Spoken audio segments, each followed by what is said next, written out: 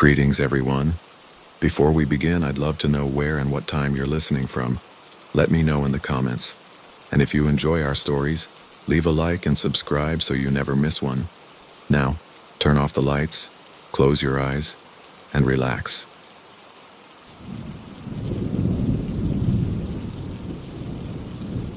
Duty is a chain heavier than any emotion. It was duty, not affection, that brought me back to the house where my mother had grown up, a place she always spoke of with a profound sadness. My mother had passed away from cancer several years ago, and with her went the last tie that bound me to that side of the family. So when the letter arrived, I knew there was no one else. My grandmother, Adela, was dying. I hadn't seen her in years, but as the last of the line, the task of accompanying her on her final journey fell to me. I left my apartment in the city, my job, my life, and drove toward the old family manor, a place I knew only from my mother's melancholy stories. The house was a sleeping beast of dark wood and moss-covered stone. It stood at the end of a country lane, surrounded by old trees that looked like claws scratching at the gray sky. The air smelled of damp earth and decay. Upon entering, the stillness hit me like a physical blow. A thick quiet permeated with the smell of dust and sickness. Every creak of the floorboards under my feet was a desecration of that sepulchral hush. I found my grandmother in the upstairs bedroom. She was a frail figure, lost in the vastness of an old four-poster bed. The illness had consumed her, leaving her reduced to skin and bone. She was awake, but her eyes weren't looking at me. They were fixed on an empty corner of the room near a dark wooden wardrobe. Her gaze wasn't the vacant stare of senility. It was a look of pure, lucid terror. Her lips moved, forming inaudible words. The daytime nurse had warned me that she suffered from delusions, that she spoke to people who weren't there. I attributed it to the medication and the loneliness of her final days. I settled into one of the guest rooms at the end of the hallway. My routine was simple and somber. I took care of my grandmother, read to her out loud even though she didn't seem to listen, and spent the rest of the time exploring the house, a museum of my own unknown family history. The walls were covered in portraits of severe-looking ancestors, their painted eyes seeming to follow me through the rooms. To be able to hear my grandmother if she needed me at night, I found an old baby monitor in a closet. It was an old, analog device, the kind that often picked up interference. I placed the transmitter on her nightstand and took the receiver to the kitchen, where I spent my nights reading. The first few nights, the device only broadcast the sound of her breathing, a weak, labored sound, and the occasional whisper of the wind against the windows. It was a constant reminder of the fragile life that was fading upstairs. It was on the third night that I heard something else. Amidst the monitor's static, a new sound emerged, a whisper, a deep, harsh voice that was not my grandmother's. It was a low, unintelligible murmur. At first, I thought it was a neighbor's radio, interference. But the sound had an intimate, close quality, as if someone were speaking right next to the microphone, directly into my grandmother's ear. I shot up and ran up the stairs. When I entered her room, the quiet was total, except for her breathing. She was asleep, but her face was twisted in a grimace of anguish. The phenomena became more frequent. The next morning I found the glass of water I always left on her nightstand overturned, the water soaking an old book. My grandmother didn't have the strength to lift her arm, much less knock over a heavy glass. I chalked it up to a tremor in the old house. A few days later, the heavy portrait of my grandfather that hung in the hallway was crooked. Small anomalies, easy to dismiss, but when added to the whisper on the monitor, they began to weave a web of unease around me. The voice on the monitor grew clearer. It was no longer murmurs. It was words, lies, alone. Nobody. The words were cruel, designed to hurt, to isolate. They weren't speaking to me. They were speaking to her. I realized with a chilling horror that something was tormenting my grandmother on her deathbed. Her delusions weren't a product of her mind.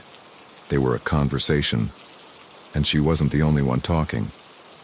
Her condition deteriorated rapidly. One afternoon, the doctor came and told me she had only a few hours left.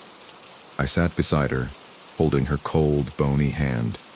Her terror had reached its peak. She was no longer staring at the corner. Her eyes darted frantically around the room as if following something that was moving around her, something I couldn't see. Suddenly, her hand gripped mine with a seemingly impossible strength. Her eyes locked onto mine, and for the first time in days, I saw a spark of lucidity in them. Her mouth opened, and with her last breath, she whispered a sentence that would be etched into my mind. "Don't let him out."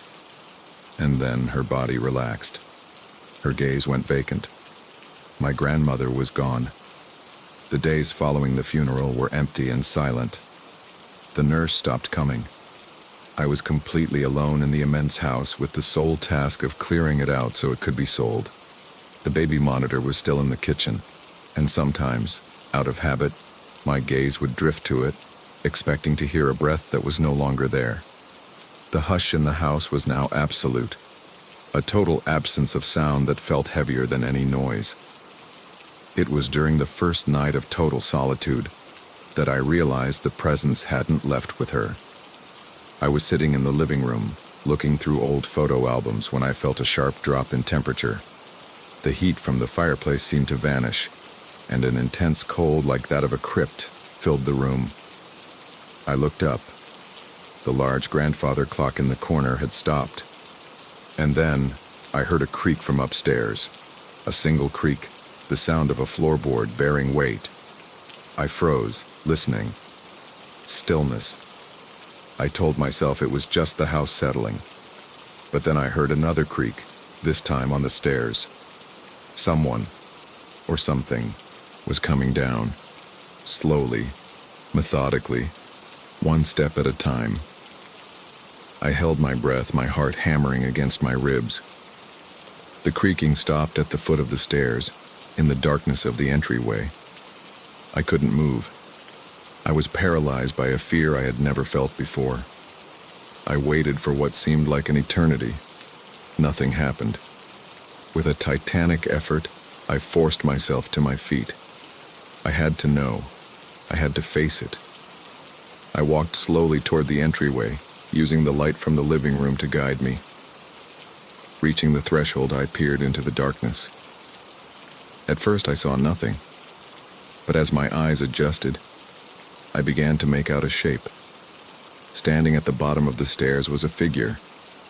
It was the silhouette of a man, tall and very thin, dressed in what looked like old-fashioned clothes.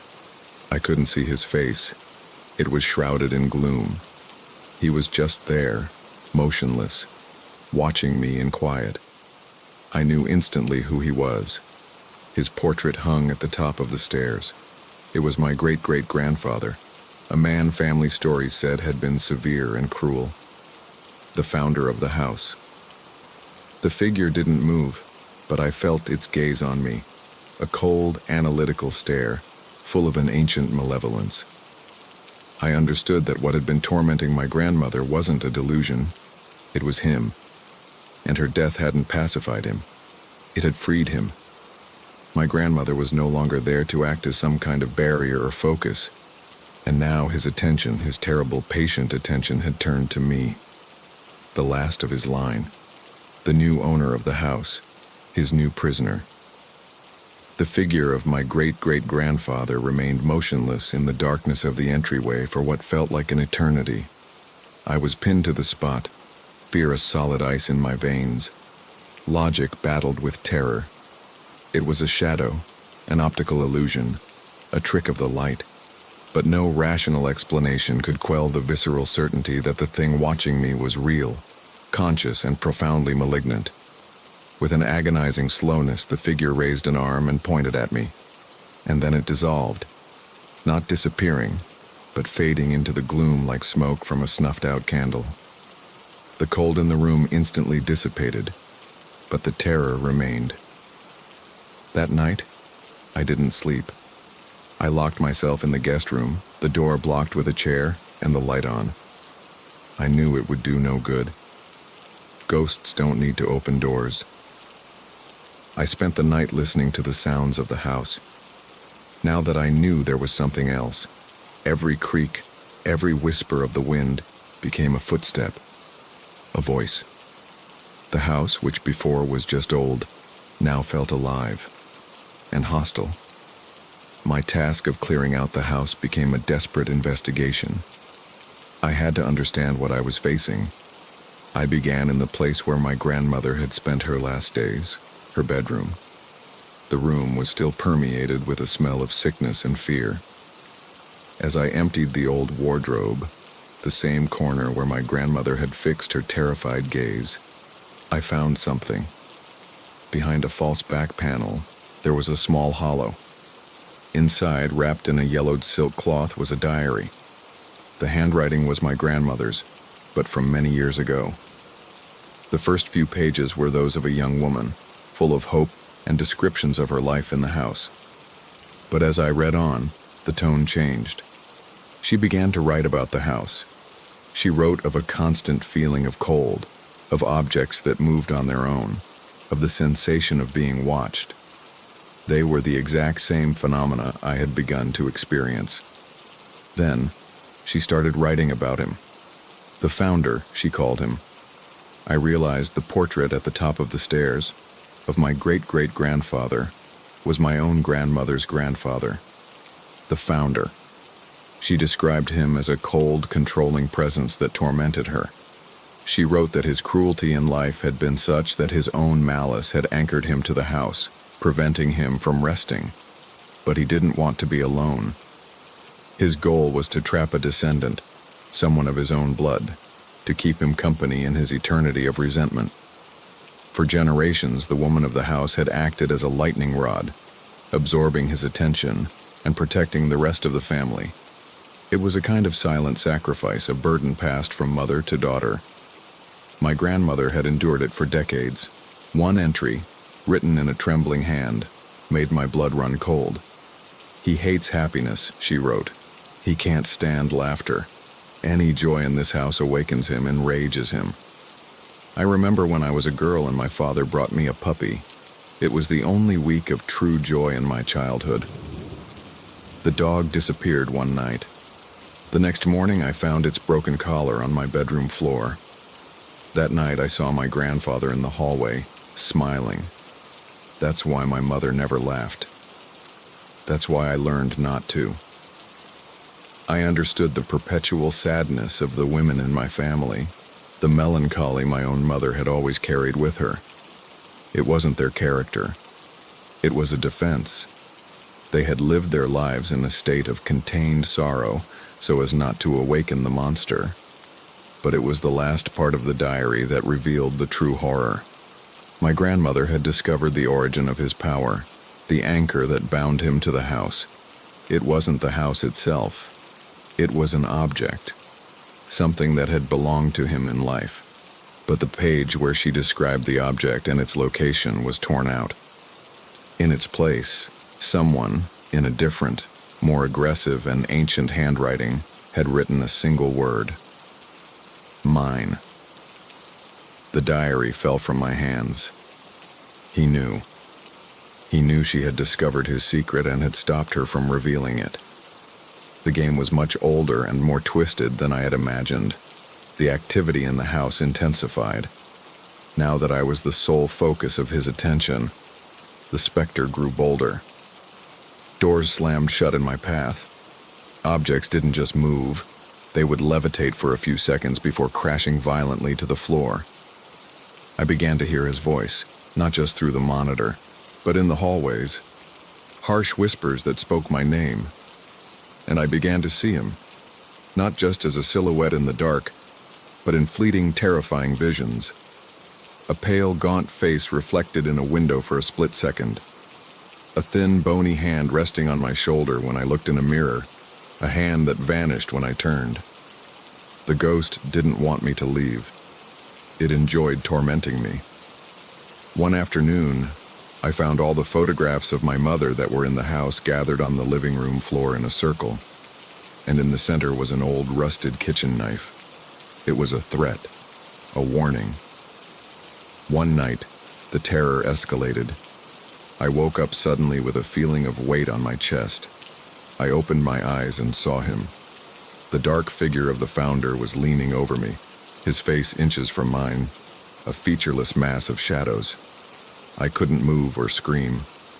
I could only feel his icy breath and a hatred as old as the house itself.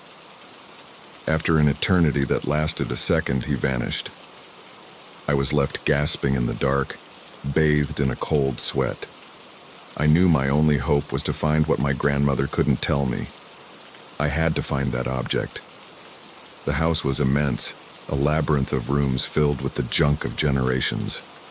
Where to begin? The diary said the presence was strongest near its anchor, and the presence had always been strongest in my grandmother's bedroom. But I had already searched the bedroom, the wardrobe, the bed, the drawers. There was nothing. The ghost was playing with me. One night, as I sat in the kitchen, the baby monitor still on out of some kind of masochism, I heard a new sound. It wasn't a whisper. It was a melody, a lullaby, a childish, out-of-tune melody, like it was coming from a music box. It was coming from the monitor, from the empty bedroom. I went up the stairs, my heart in my throat. As I reached the door to my grandmother's bedroom, the melody stopped. I entered. The room was silent, bathed in the pale light of the moon. I saw nothing out of the ordinary. But then my gaze fell on the far wall, where the headboard of the bed used to be. The wall was covered in old wallpaper with a faded floral pattern, and in one section of the paper, I saw the outline of a door that wasn't there before. A door that had been covered by the paper, walled up, forgotten. My grandmother hadn't been referring to an object. She was referring to a place. With trembling hands, I began to tear at the wallpaper. Underneath, the plaster wall had a different, more modern texture. I hit it with my fist. It sounded hollow. I ran for a hammer. With frantic blows, I began to break through the wall. The plaster crumbled, revealing a dark space behind it. It smelled of dust and something else, an ancient sorrow. I aimed my flashlight inside. It was a small room, a nursery. In the center was a wooden crib. Inside the crib was a small music box, the source of the melody. And on the far wall was something that made me scream. Small scratches, hundreds of them, covering the wall from top to bottom. And next to them, written in something dark, almost black, were the same words, over and over. Don't let me out.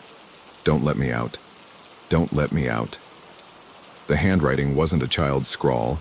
It wasn't the girl begging to be freed, but a warning left by someone else, someone who had sealed this room. The beam of my flashlight trembled, scanning the scratched walls of the small room. The air in here was incredibly thick, stagnant, heavy with the dust of a suffering that had been sealed away for nearly a century. Every scratch on the wall was a silent scream.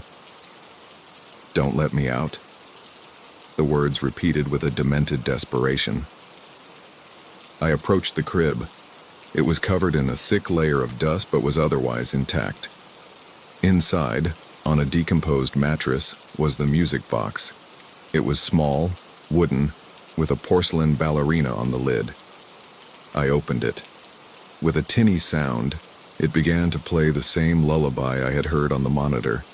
The melody was out of tune. In the stillness of that tomb, it sounded like the saddest song in the world. I knew I was at the epicenter of the house's pain, but something didn't add up. The presence that tormented me was the founder's, cold, cruel, and dominant. The feeling in this room was different. It was pure fear, the terror of a victim, not the rage of a tormentor. I realized there wasn't just one ghost in this house. There were two, the jailer and the prisoner. I searched the small room for anything else that might give me an answer. Under the crib, I found a small, loose floorboard. I pried it up with my fingers and lifted it. In the hollow beneath, there was a single object, a small silver locket, blackened by time. I opened it.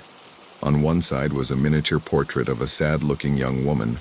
On the other, instead of a photo, was a lock of a child's hair, tied with a blue ribbon, and folded behind the portrait was a brittle piece of paper. It was a page torn from my grandmother's diary. The missing one. The handwriting was nearly illegible, stained with what looked like tears. By the light of the flashlight, I read the final terrible truth of my family. The founder, my great-great-grandfather, had had a younger sister, born with a physical deformity and a mind that, according to him, was simple. She was a shame to the family name. Instead of caring for her, he locked her in this room when she was just a child. He walled her in, erasing her from family history, leaving her alone in the dark with only a music box for company. She died there, alone, scratching at the walls, begging to be let out. The sorrow my grandmother and my mother felt wasn't just their own. It was the echo of this forgotten child, her pain resonating through the generations. But the evil ghost, the one that tormented them and now me, was her brother, her executioner, the founder. My grandmother's note ended with the revelation I needed. The founder's anchor is not an object he cared for out of affection, but out of vanity. His portrait, she wrote, the large portrait that hangs at the top of the stairs. He spent the last year of his life posing for it. He believed it was the image of his legacy, of his power. His soul is not tied to the house. It is tied to his own image. Destroy it. It's the only way. Now everything made sense. My grandmother's final warning, "Don't let him out," wasn't about the child's spirit. It was a warning about him. I left the forgotten room, the locket in one hand and the hammer in the other. A new determination had replaced my fear.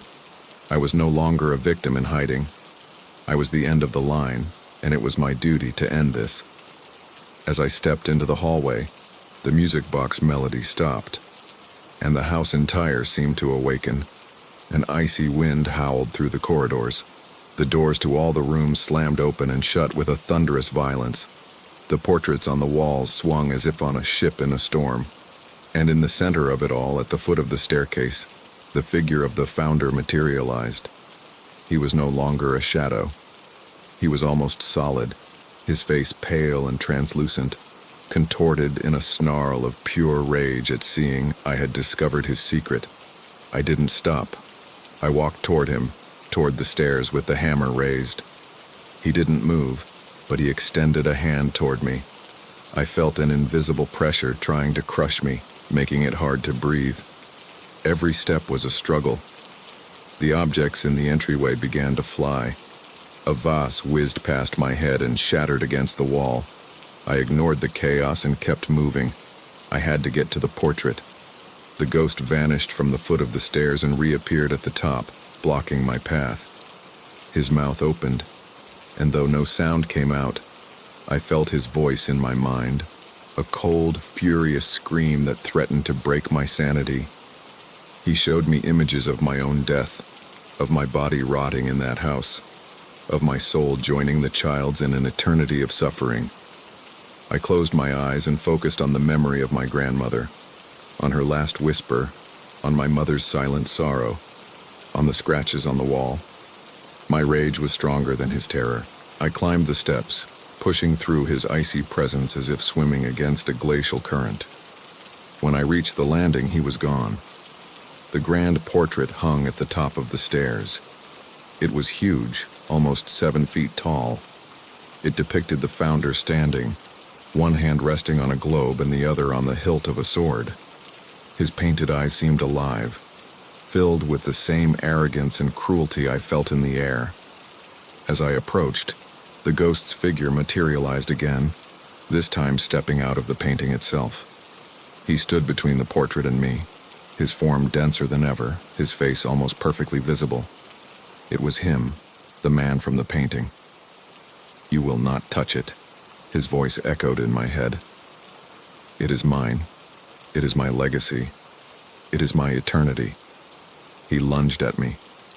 It wasn't a physical attack, but I felt as if icy hands were grabbing me, trying to pull my consciousness from my body. I struggled, fighting against an invisible force that was draining me. I fell to my knees, the hammer slipping from my grasp. I was losing. And then, I heard a melody. Faint, out of tune. The lullaby from the music box. It was coming from downstairs, from the forgotten room. The founder's figure turned for an instant toward the sound, distracted, furious. It was the only moment I needed. I lunged for the hammer, got to my feet, and with a scream that released all my fear and rage, I ran at the portrait. The ghost turned back to me, but it was too late. I jumped and swung the hammer at the canvas with all my might. The old cracked oil paint ripped. A scream of pain, this time real, audible, filled the hallway. It wasn't the ghost who screamed, it was the painting. I struck again and again, destroying the face, the hands, the legacy of that man. With every blow, the ghost's figure flickered, growing more translucent. With a final blow, I tore the canvas from its frame. I threw it to the floor and stomped on it, ripping the fabric to shreds. The figure of the founder let out one last silent shriek. Its form contracted, twisted like smoke in a hurricane, and then was sucked backward into the empty frame, disappearing with an implosion of silence. The cold was gone. The wind stopped. The doors stopped slamming. The house fell into an absolute calm. But this time, it was a peaceful calm. Several weeks passed. I finished clearing out the house. The day I left, I entered the secret nursery one last time. I left the small silver locket in the crib, next to the music box. I sealed the plaster wall. Some secrets are best left to rest in peace. I've sold the house. I don't know who will live there now, but I know the evil is gone. The chain of suffering has been broken. My life isn't what it was before. The quiet no longer scares me.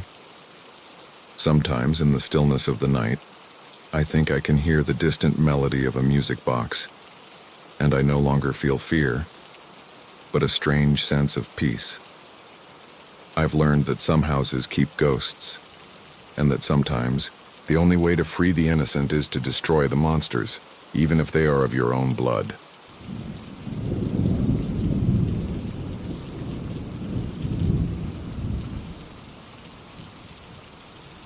The atmosphere inside the car was hotter and more oppressive than the desert surrounding us. We'd gone nearly 3 hours without speaking, a new record even for us.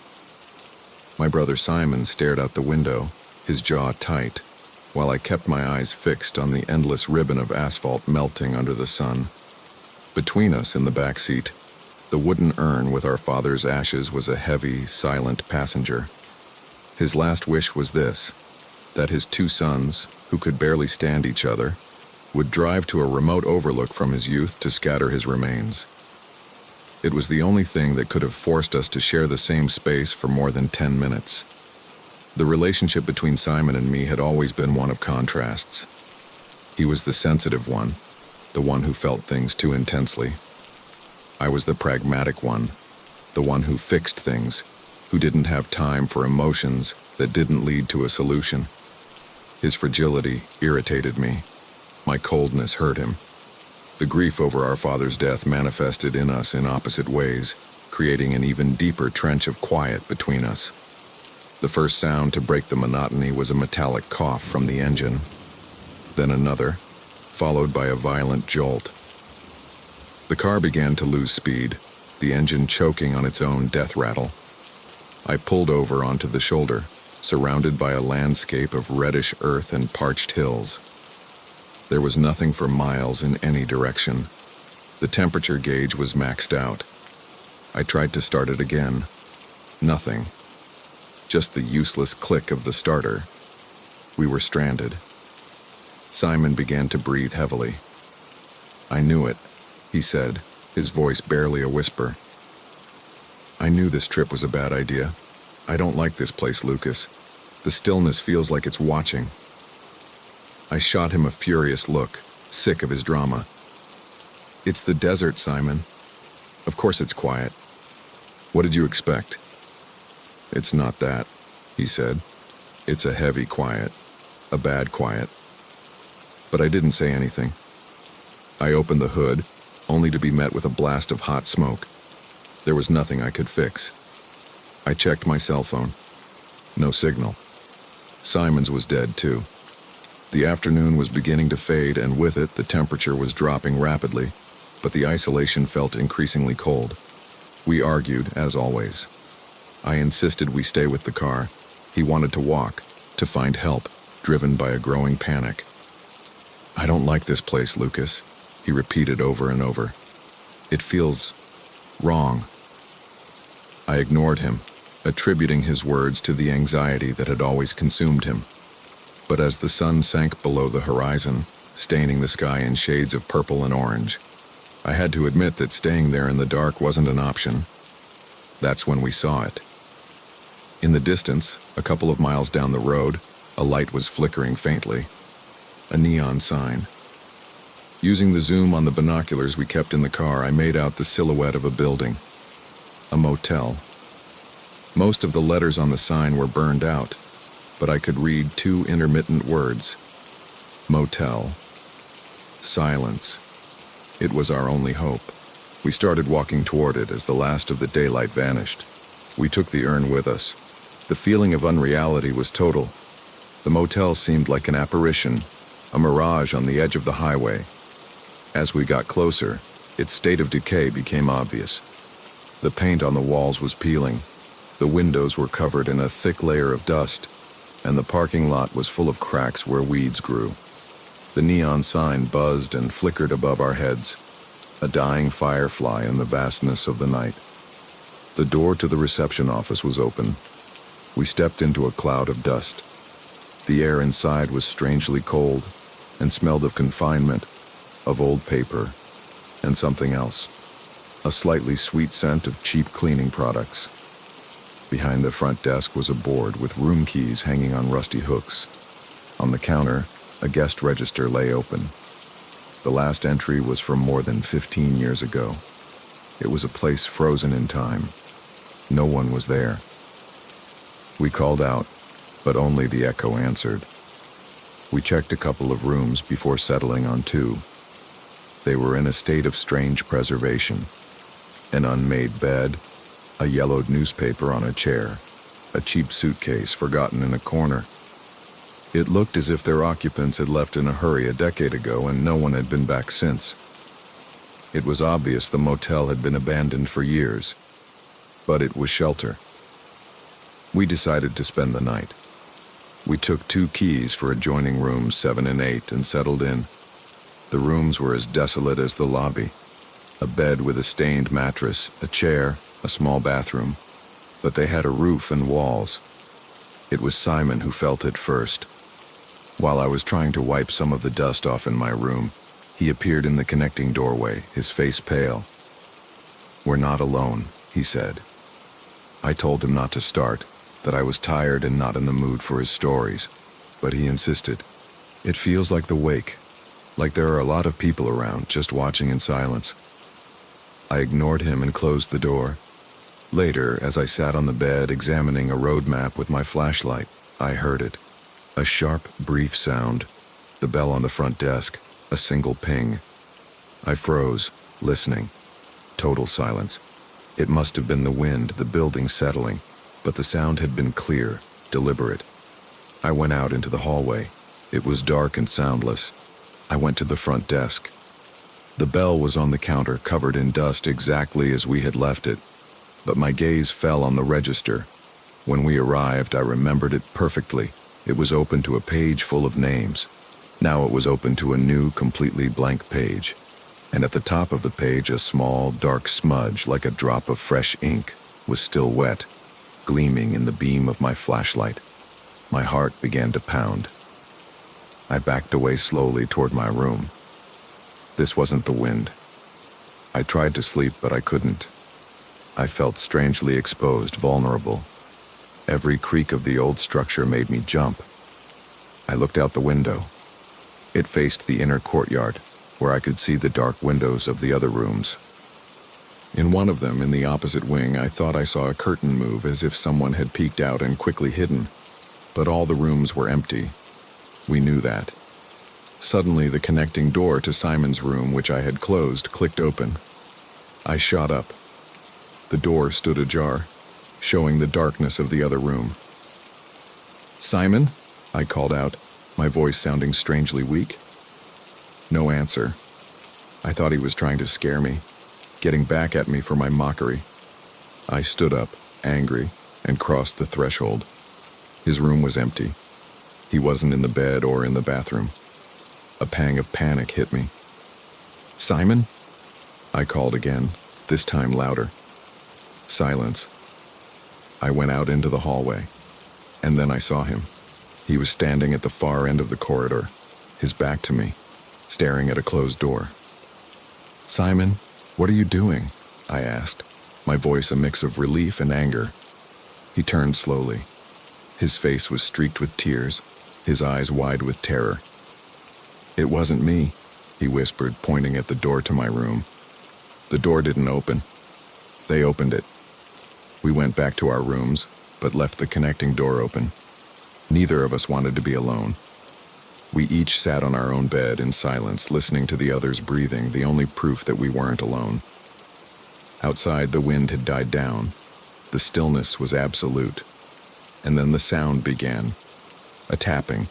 Slow, rhythmic. 3 sharp, spaced-out knocks. Knock, knock, knock. It was coming from the wall we shared. I turned to Simon, thinking it was him, that he was tapping the wall to communicate. But he was looking at me with the same panic, shaking his head. It wasn't him, and it wasn't me. The sound was coming from inside the wall, a solid wall of plaster and brick. Knock, knock, knock. A pause, and again, knock, knock, knock. It wasn't a random noise. It was a call. Someone, or something, was in the darkness between our rooms, and it was letting us know it was there, and that it had been waiting for us. We were frozen, each in the doorway of our own room, connected by the dark hallway and the impossible sound coming from the wall between us. Knock, knock, knock. It wasn't the sound of pipes or an old building settling. It had a cadence, an intention. It was the sound of knuckles on wood, an insistent call from a place where no one should be. My pragmatic mind frantically searched for a rational explanation. A branch hitting the outside wall, a trapped animal. But the sound was too crisp, too close. Simon was looking at me, terror painted on his face, and in his eyes I saw the reflection of my own growing fear, a fear I refused to admit. The knocking continued all night, intermittently. It would appear and disappear, sometimes on our wall, sometimes sounding more distant, as if it were moving through the motel structure. Sleep was impossible. We spent the night in a tense vigil, each on our own bed, listening. The calm, when it came, was almost worse than the sound, heavy with anticipation. In those pauses, I began to notice what Simon had felt. The sensation of being watched. It wasn't something I saw, but something I felt on my skin, a pressure in the air, like the stillness before a storm. The motel wasn't empty. It was full of a silent, patient attention. When the first gray light of dawn filtered through the dusty windows, the knocking stopped. The silence it left behind wasn't peaceful. It was exhausted. I stood up, my muscles stiff. We couldn't stay here, but we couldn't leave either. We were trapped. I had to know what was in that wall. Inaction was a form of madness, and the only cure was action, no matter how terrifying. I went to the car and came back with the tire iron from the toolkit. Simon watched me, his eyes huge in his pale face. "What are you doing?" he asked. "I'm going to see what that noise is," I replied, my voice steadier than I felt. I found the exact spot on the wall where the sound had come from. I jabbed the plaster with the tip of the tire iron. It crumbled into a dry, white powder. I kept hitting it, making the hole bigger and bigger. Behind the plaster were old wooden laths and a hollow space. No pipes, no wires, nothing that could explain the sound. I reached my hand into the dark gap. my heart in my throat. My fingers touched something wrapped in cloth. I pulled it out carefully. It wasn't an animal. It was a book. An old register, similar to the one at the front desk, but bound in cracked leather and stained with damp. We took it over to the window to examine it in the morning light. It wasn't a normal guest register. It was filled with entries, written by different hands in different inks over decades. They were diary entries, fragments of desperation. The first one we read was from 40 years ago. Day 3. The silence is too loud. I hear things. Footsteps in the hall, the bell at the front desk, but I'm always alone. Another, from a decade later. Day 7. Last night I heard a woman crying in the next room, but the room is empty. I think this place is making me go crazy. We turned the pages, and the pattern repeated. Stories of loneliness, of paranoia, of auditory phenomena. Stranded guests like us, trapped by a breakdown or a storm, always alone or in pairs, always starting with small noises and ending in a silent terror. And then we found a series of entries by a single man. He had been there for almost a month, trapped by a snowstorm. His first notes were of simple boredom, but then the tone changed. Day 12. I've started hearing my wife. I know it's impossible. She's hundreds of miles away, but I hear her voice, whispering from the other room, telling me I've disappointed her. Day 15. The voice won't stop. Sometimes it's her, sometimes it's my father. They tell me I'm a failure, that I should have stayed home. The self-doubt is eating me alive. What if it's not the motel? What if it's me? The man described how the motel seemed to feed on his anguish. The more afraid he felt, the clearer the whispers became. The lonelier he felt, the stronger the sensation of being watched. We understood the nature of the presence. It wasn't a ghost. It was the motel itself. A parasitic entity that fed on the negative emotions of its trapped guests. It didn't kill them. It consumed them slowly, sipping their hope, their sanity.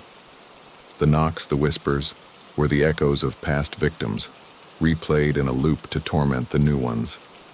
That man's last entry chilled us to the bone. Day 27. It's not whispering anymore. Now it's showing me things. I see her face in the mirrors, in the windows, always angry, blaming me. It tells me everything is my fault. I know what it wants. It wants me to stay. It wants to add me to its collection of echoes. I won't give it the satisfaction. Tonight, I'm walking out into the snow. The cold outside is better than the cold in here. After that entry, the rest of the book was blank. I closed the book, my hands shaking. I looked at Simon. His face mirrored my own horror. Now we knew what we were up against. It wasn't a monster we could hit or shoot. It was an invisible force that attacked us from the inside, using our own fears, our own regrets as weapons. As if the motel knew we had discovered its secret, the game changed. It stopped being subtle. We were in my room, number 7, when I heard our father's voice. It was coming from Simon's room. Lucas. His voice was clear, unmistakable, but filled with a disappointment that cut through me like a knife. I always knew you wouldn't take care of your brother. I froze. I looked at Simon, who was white as a sheet. I didn't hear anything, he said. I got up and went to his room. It was empty, but the smell of pipe tobacco, the kind our father smoked, filled the air. The entity was using my memories, my deepest insecurities, against me. Then it was Simon's turn. We were sitting in silence when he flinched. "What did you say?" he asked, looking at me, his eyes full of pain. I hadn't opened my mouth. "What?" "Don't play dumb. You said it. You said you wished Dad had taken me instead." The accusation was so monstrous it left me speechless. "I would never say something like that, Simon. You know that." But he was shaking his head, backing away. "I heard you. You whispered it. I know you think it. The presence was poisoning us, sowing discord, turning our already fragile relationship into a battlefield. We started to argue, our voices filled with fear and accusations, and with every angry word I felt the presence in the motel grow stronger, denser. It was feeding on us. The final blow came that same afternoon. Simon had locked himself in his room, refusing to talk to me. I was in mine, trying to think of a way to escape when the connecting door between the rooms slammed shut with incredible violence. I ran to it, but it was locked. The knob wouldn't turn. It was jammed. "Simon," I yelled, pounding on the door. "Are you okay?"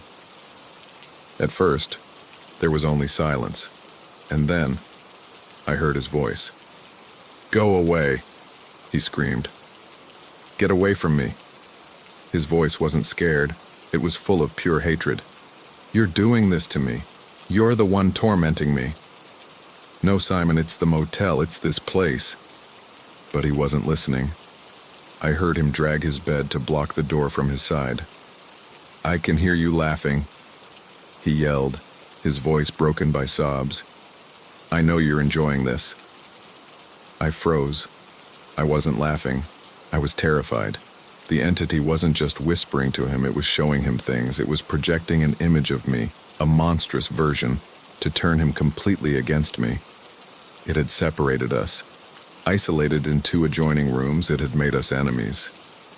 And as I leaned against the door, helpless, listening to my brother's hateful sobs, I heard a familiar sound. Knock, knock, knock. The tapping was back.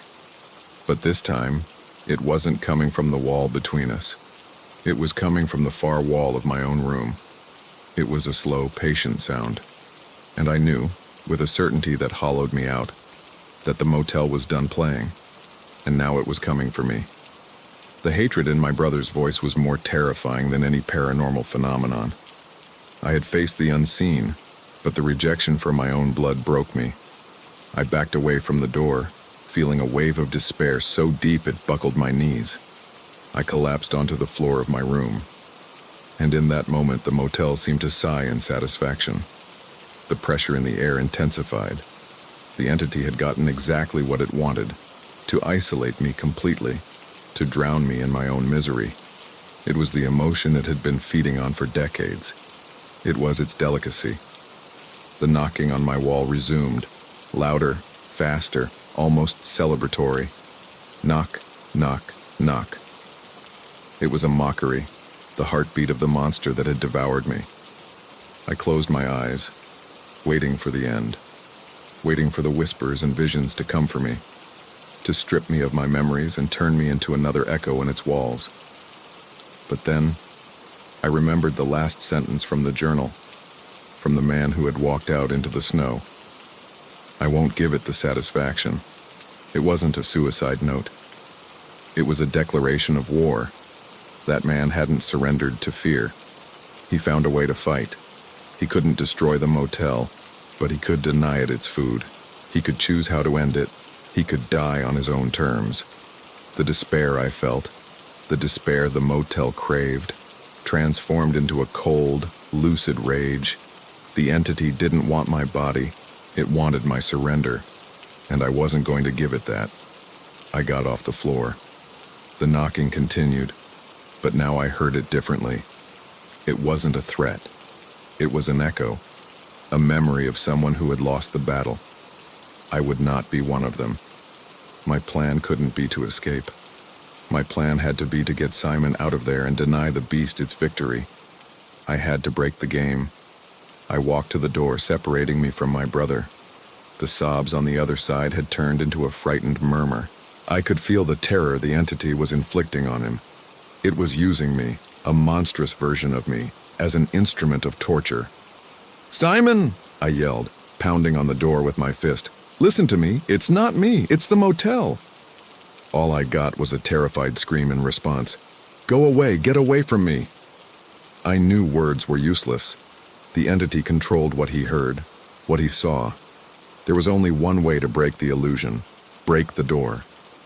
I went back for the tire iron. It was heavy, but adrenaline gave me strength.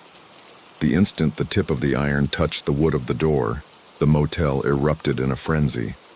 The knocking stopped, replaced by a roar that shook the building's foundations. The lights in my room flickered and exploded, plunging me into darkness. The air turned glacial and thick, hard to breathe, and the voices, a chorus of dozens of echoes from past guests, began to whisper from all the walls. Loser, weak, alone, abandoned. I ignored the voices. I pried at the door with all my strength. The old wood groaned but held. The entity did not want us reunited. Our union was a threat to it. I tried again using my body weight. Objects began to fly around the room. The chair slid across the floor and slammed into my back. The nightstand lamp shot past and shattered next to my head, showering me with glass fragments. And then, I saw him. In the gloom, I saw the silhouette of my father, standing in a corner, watching me with an expression of profound disappointment. The same vision the motel had whispered to me. I felt an icy hand on my shoulder, a pressure of pure regret. But now I could see it. For an instant I faltered. The pain of that image was sharper than any physical blow. But I remembered the journal. I remembered it was all an illusion, a trick to feed on my pain. I gritted my teeth and slammed the tire iron into the door again. "I won't give you the satisfaction," I muttered. With a deafening crack, the lock burst. The door flew open. Simon's room was freezing. He was huddled in the far corner, hugging his knees, his face streaked with tears.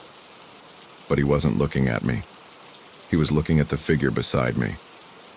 Standing next to me was a dark, twisted version of myself, a creature of shadows with a cruel smile.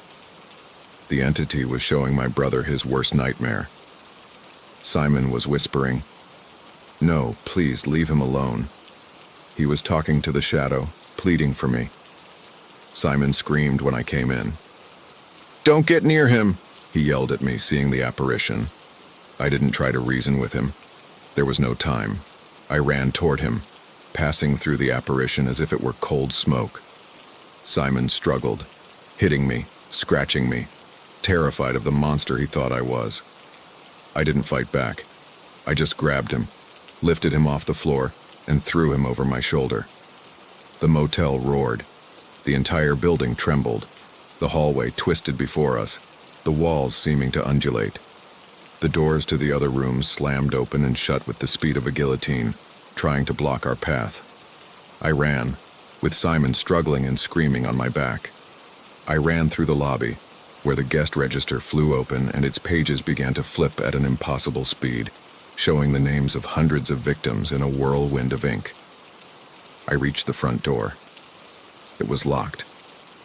I slammed my shoulder into it, once, twice, 3 times. With one last desperate shove, the wood gave way and we tumbled outside, falling onto the cold dirt of the parking lot. Behind us, the hum of the neon sign stopped. All the lights in the motel went out at once. The silence that fell over the desert was absolute. The pressure in the air, the sensation of being watched, was gone. Simon stopped fighting. He went still on my shoulder. I set him down carefully. He looked at me, blinking, as if waking from a long dream. The confusion in his eyes was slowly replaced by recognition, and then by shame. "Lucas," he whispered, "I'm sorry." I didn't say anything. I just hugged him. We stood there, 2 brothers in the middle of nowhere, under the starry sky, shivering from cold and relief. We didn't look back.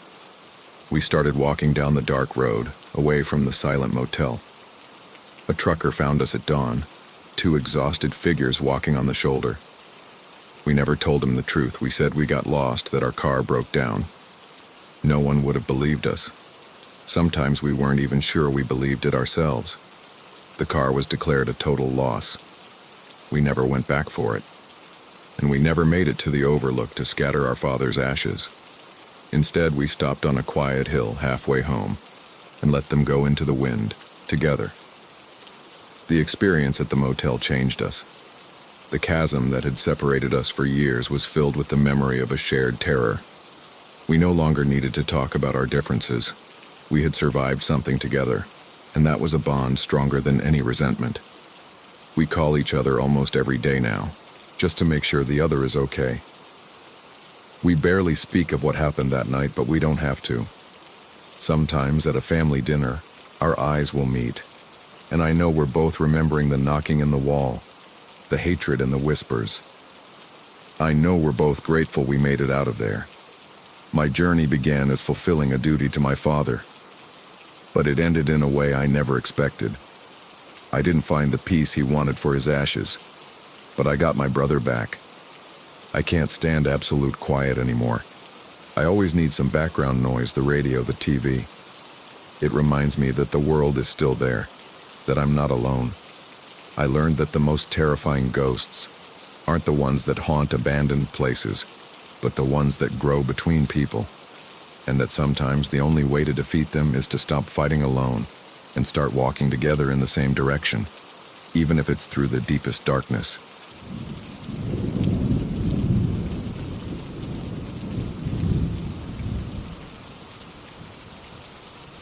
I bought the house for its potential, not its charm.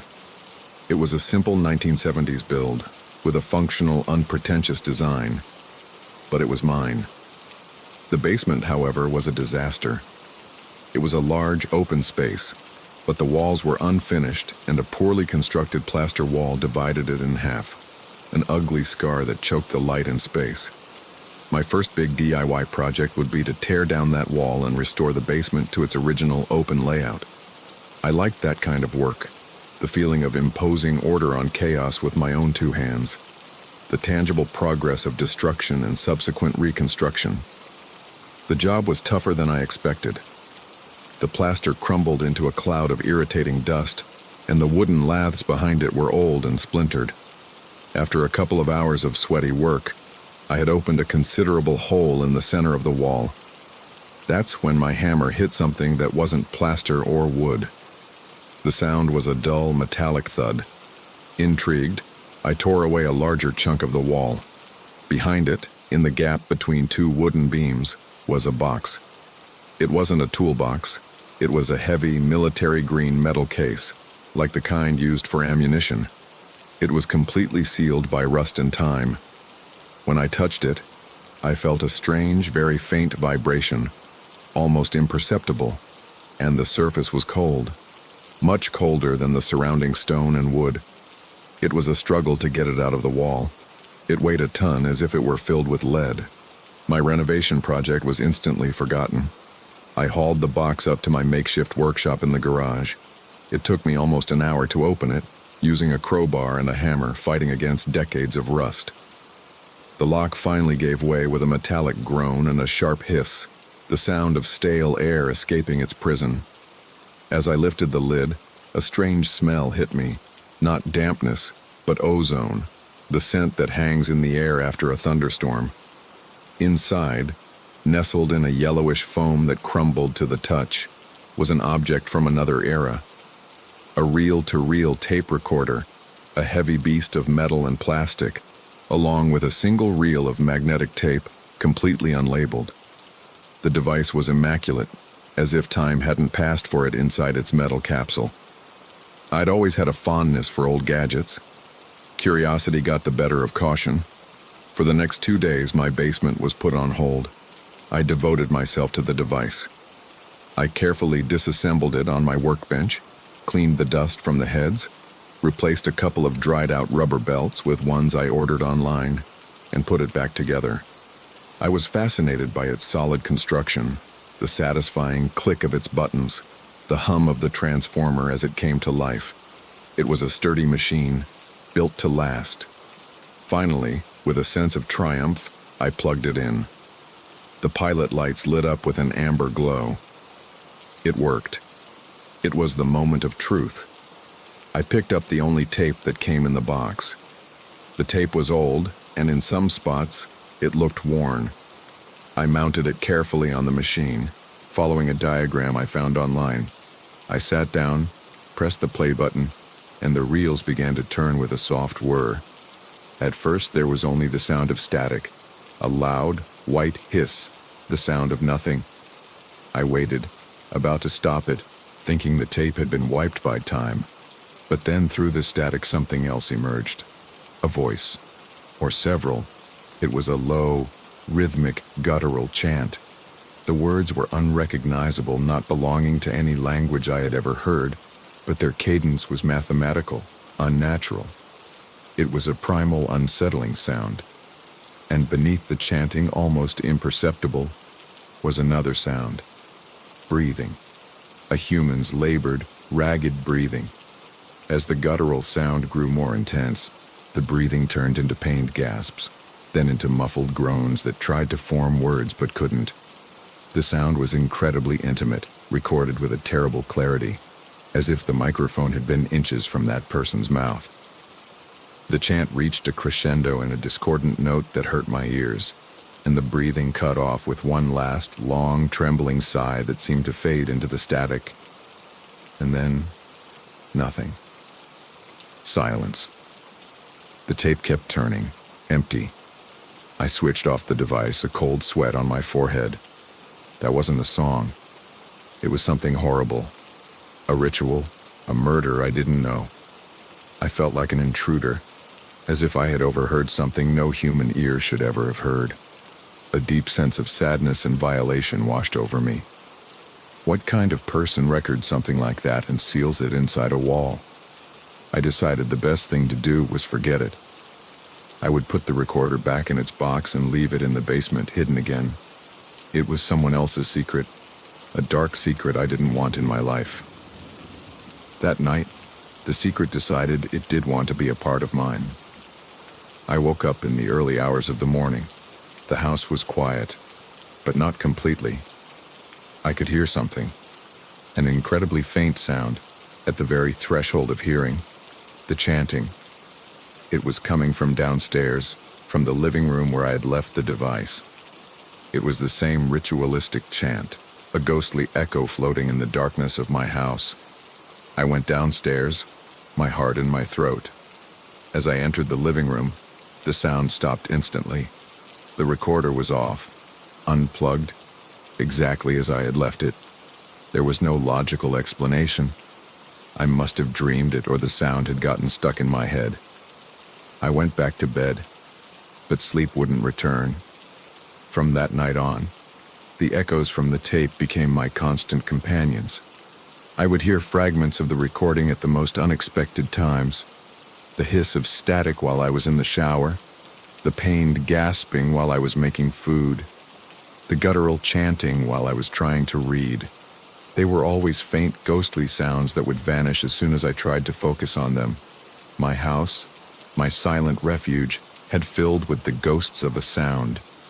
Soon, the auditory presence began to have physical effects. I discovered that the phenomena were linked to each specific sound from the tape. When I heard the hiss of static, the lights in the room would flicker. When I heard the agonized breathing, the air would turn cold and heavy, and a tightness would settle in my chest as if an invisible hand were squeezing me. But the worst happened when I heard the chant. The shadows in the room seemed to change. They would grow darker, deeper. In my peripheral vision, I thought I could see them move, elongate, writhe like living things. One night I was in the living room. The chanting began, louder than ever. It seemed to come from everywhere, from inside the walls. The shadows in the room started to dance. The shadow of a floor lamp stretched to the ceiling. The shadow of a chair warped, its legs elongating like a spider's. I was losing my mind. I ran to the recorder, determined to destroy it, to smash the tape to pieces. I had to end this.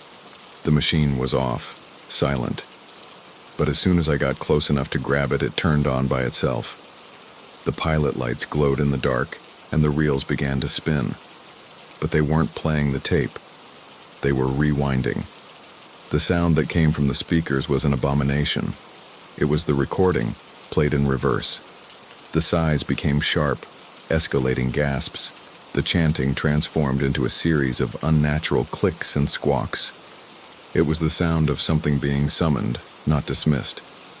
And as that infernal audio filled the room, the largest shadow in the space, the one cast by a coat rack by the door, began to move. It didn't move with the coat rack. It peeled away from the wall. It stopped being a flat shape and became a three-dimensional smudge of darkness, a blackness that seemed to devour the light. It began to flow across the floor like a pool of living oil, directly toward me. Its form was unstable, changing every second. I stood frozen in terror, listening to the inverted screams coming from the device, as the living darkness, born of a malignant frequency, crawled toward my feet. Time stopped. My universe shrank to the device howling its inverted litany and the smudge of darkness flowing across the floor. I was paralyzed, not by an external force, but by a terror so absolute that my muscles refused to obey. The shadow slid over my feet. I felt no physical touch but an icy cold, a burn from the absence of heat that shot up my legs and settled in my chest. My mind was flooded. I felt a wave of emotions that weren't mine: fury, despair, the sharp pain of an endless agony. And at the center of it all, a cold, calculating, and profoundly malignant consciousness. The chanting echoed directly in my skull. And then, the darkness swallowed me whole. I woke up with the morning sun on my face. I was lying on the living room floor. The house was completely silent. The recorder was off. The coat rack was in its place, its shadow obediently clinging to the wall. If it weren't for the pounding headache and the vivid memory of the terror, I might have thought it had all been a nightmare. But I knew it wasn't. I had felt its touch, its mind. The thing was real. I could no longer ignore it or run. Fleeing my own house was unthinkable, and destroying the device without knowing what I was up against seemed insane. What if breaking the tape, instead of ending it, released it completely? I needed to understand. My obsession was no longer the basement renovation. It was the archaeology of my own horror. My investigation began with the house. I spent the day at the city archive, searching property records. The house had been built in 1978 by a man named Julian Varro.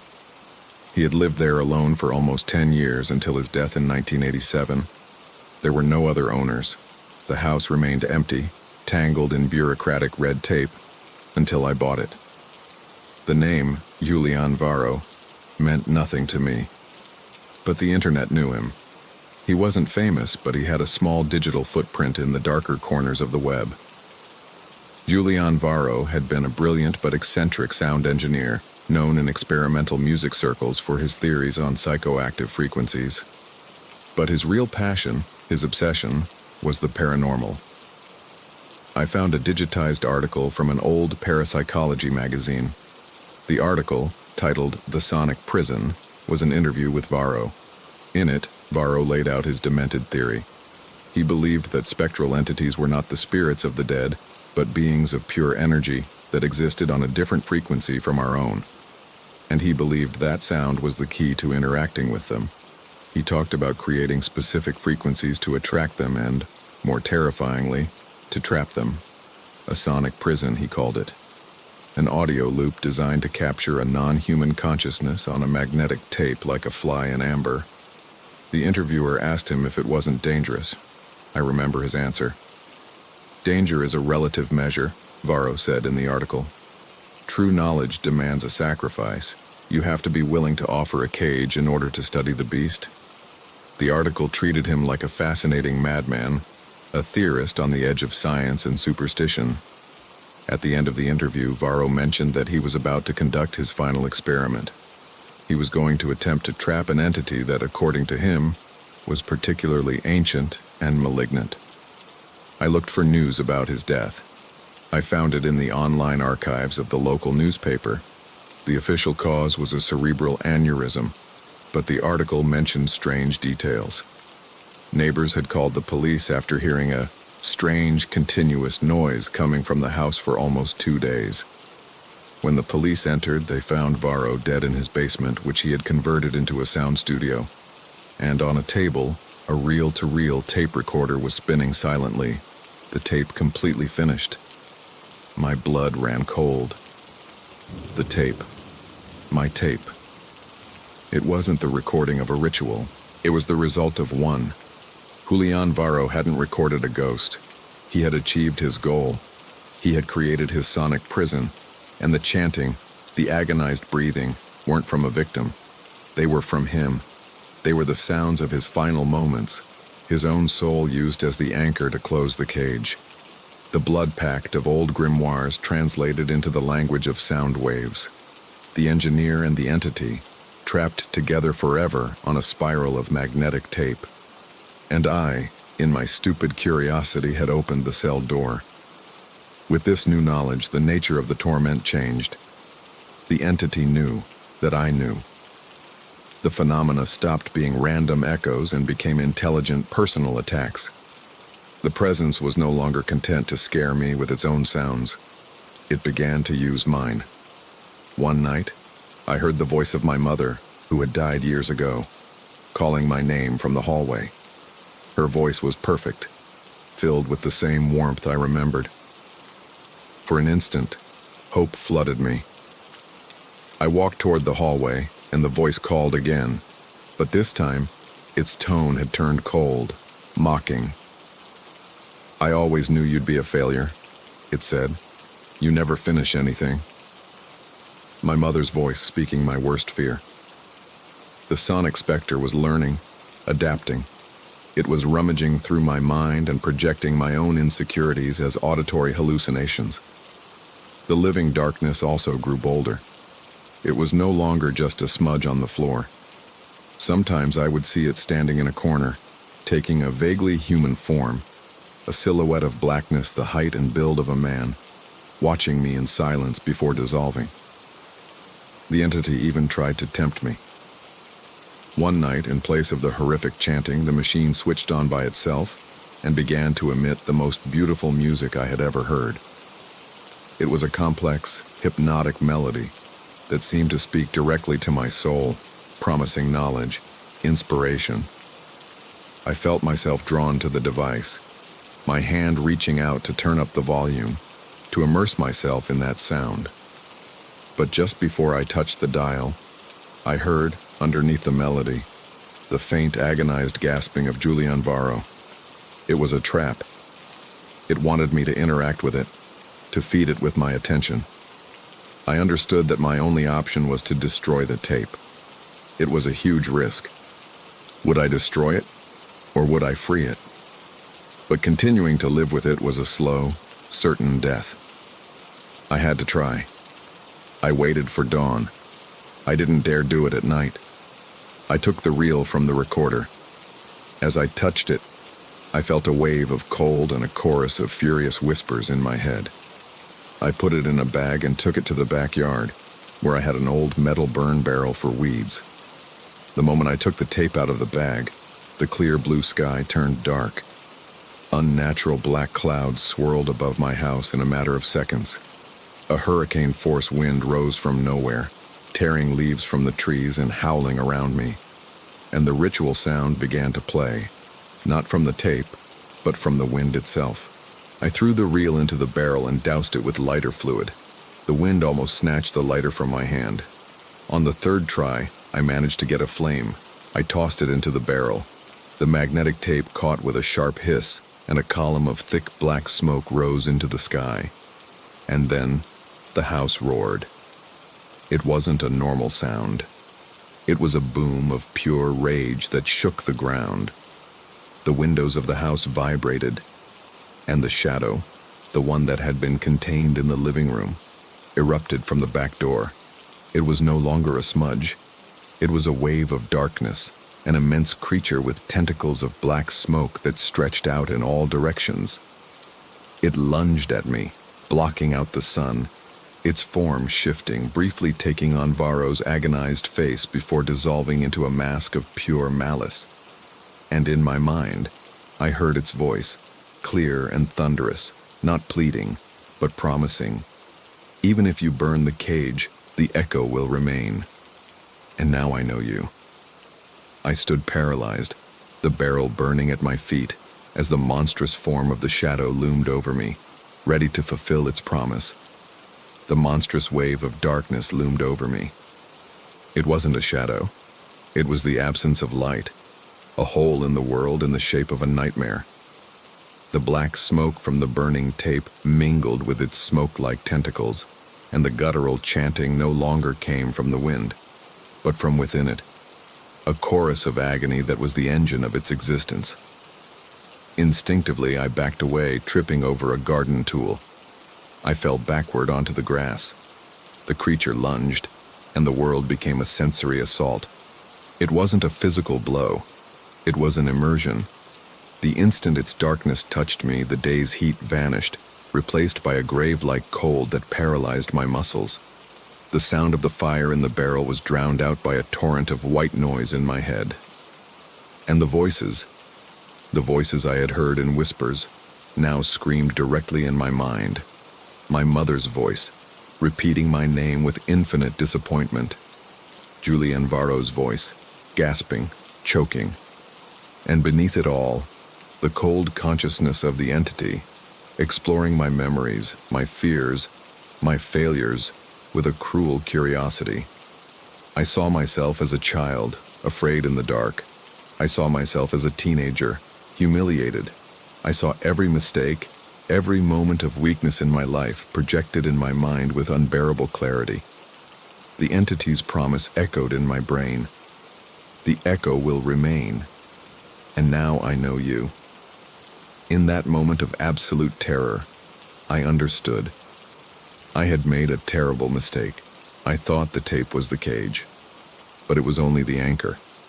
By burning it, I hadn't destroyed the prisoner. I had just burned the cage, forcing the prisoner to find a new one. And since I was the one who had opened the door, who had listened to its song, I had become the perfect candidate. The entity had latched onto me. The echo, the whispers, the chanting. They were no longer in the house. They were inside my head. I was the new magnetic tape. The shadow creature began to recede, to shrink, flowing back toward the house. Its direct assault was over. It didn't need to destroy me physically. It just needed to move in. I felt its presence withdraw from the yard and return to the darkness of the basement. But a part of it, a thread of cold and silence, stayed with me, lodged in my mind. I stood up, shaking, covered in a cold sweat despite the unnatural chill I felt. The fire in the barrel had burned out, leaving only the charred remains of the reel. The victory had been an illusion. I had fallen into a much more subtle trap. The following days were a silent hell. The phenomena in the house ceased almost completely. The lights no longer flickered. Objects didn't move. But the torment was now internal, constant. The chanting played perpetually in my head, a background hum that never left. Sometimes, when I looked at my reflection, I would see for a split second the agonized face of Julie Anvaro superimposed on my own. The shadow no longer needed to manifest in the corners. It lived in the corner of my eye. I couldn't run. If I left the house, the presence came with me. I tried it once.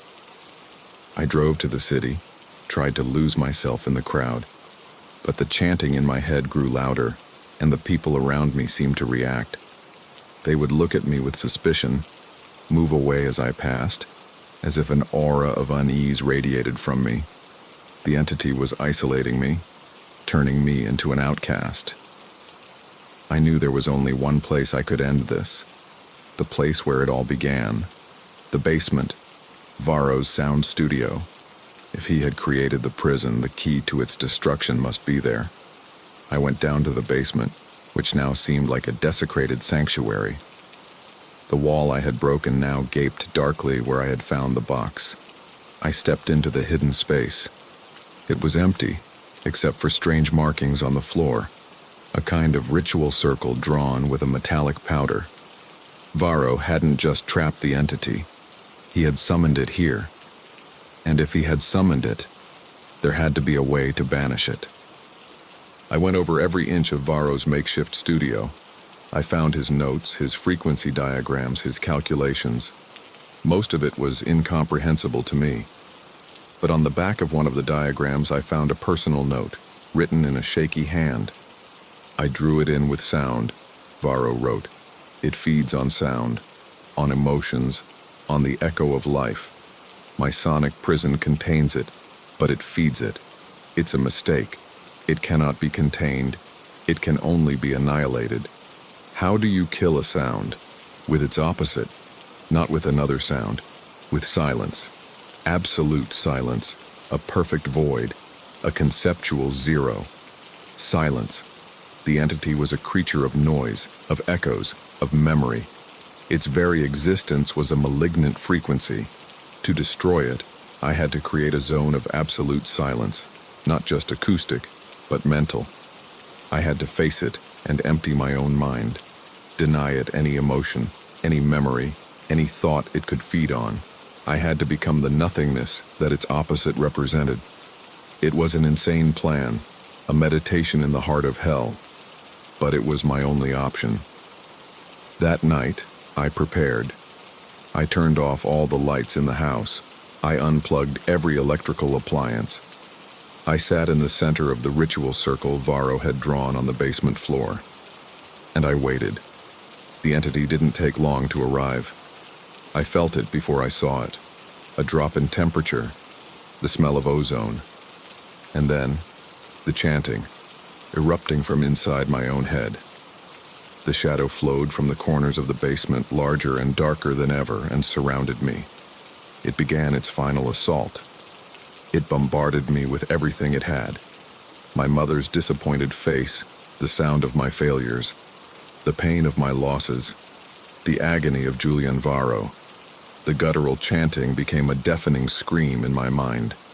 The shadow closed in, its cold tentacles brushing my skin, trying to provoke a reaction, a scream, a plea. It wanted me to feel terror, despair. It wanted me to feed it. But I focused on Varro's advice. Silence. I didn't fight the visions. I let them pass. I didn't try to drown out the sounds. I simply stopped listening. I focused on my own breathing, and then not even on that. I went deep into my own mind, past the memories, past the emotions, searching for a place of absolute void. A zero. The entity seemed to notice.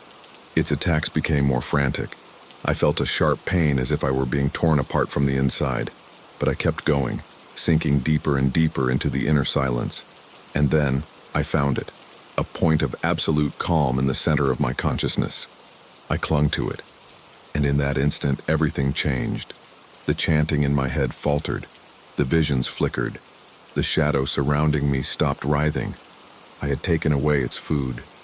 It was a creature of echo, and I had become an anechoic chamber, a space that absorbed all sound and returned nothing. The entity let out a shriek of frustration, not in my mind, but in the basement itself, a physical, real sound. The shadow began to contract, to writhe, like a creature starving to death. Without my emotions, without my memories to give it shape and sustenance, it couldn't maintain its existence. It folded in on itself, its darkness growing denser and denser, until it was a single point of blackness suspended in the air. And with a final hiss, like a magnetic tape being erased, it vanished. I fell sideways, exhausted, empty. I lay on the cold basement floor for hours, in a blessed silence. Months have passed. I've sold the house. I couldn't stay in a place with so many echoes. I live in an apartment in the city center now where the noise of traffic and people never stops. I've learned to love it. I can't stand absolute silence anymore. It reminds me of that void I had to create inside myself. A place I'm afraid to look into again. The music is always on in my house. The TV is always on, even if I'm not watching. I need the noise. I need the constant reminder that the world is still there, full of life and sound.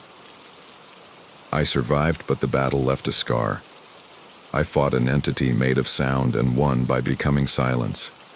And now, I spend the rest of my life running from the very silence that saved me. It's a strange paradox, a debt I'll have to pay forever.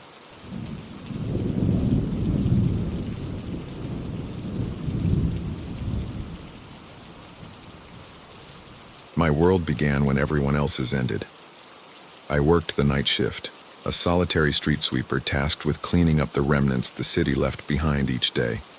The streets, which were a chaos of noise and people during the day, transformed into my silent domain. I liked the night. I liked the solitude, the anonymous hum of the sodium streetlights, and the feeling of being a ghost, an invisible presence bringing order while the city slept. My route was always the same, a methodical circuit through the historic district, with its narrow streets and stone buildings. The sound of my cart and the scraping of my broom against the pavement were the only soundtrack to my nocturnal existence. It wasn't an exciting life, but it was a peaceful one. The night everything changed began like any other. The air was cool, and the city was exhaling the last of the day's heat. I was cleaning a narrow, poorly lit alley, a pedestrian shortcut that was full of life during the day but became a dark, silent throat at night. My broom pushed aside a pile of wet newspapers, and something appeared underneath. A wallet. It was made of dark, well-worn leather.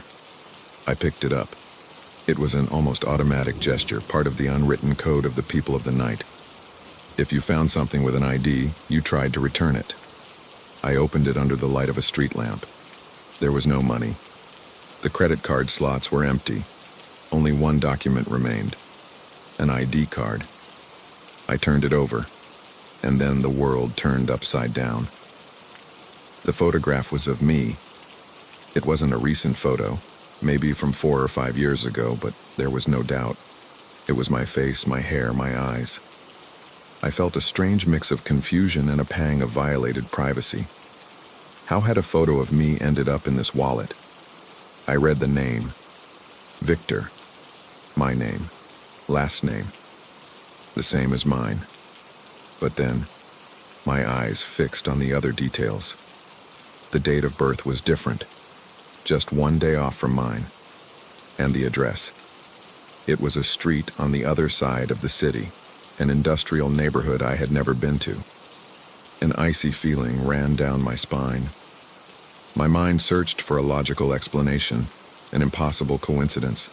A man identical to me, with my name, living in the same city. It was statistically absurd, but more plausible than any other alternative. Or maybe it was a joke, a very elaborate and pointless joke. Who would go to so much trouble? I looked around. The alley was empty. The windows of the buildings were pits of blackness. I felt watched. With an abrupt movement, I tossed the wallet and the ID into my trash cart, on top of the newspapers and the day's debris. I tried to erase the image from my head to continue with my routine. But the image of my own face on an ID that wasn't mine stayed with me, a splinter stuck in my mind. The following nights, my perception of the city changed. The solitude that once comforted me now felt threatening. The empty streets no longer seemed peaceful, but expectant. I felt the weight of the thousands of dark windows surrounding me. I started noticing things. A motionless figure behind a curtain on a 3rd floor.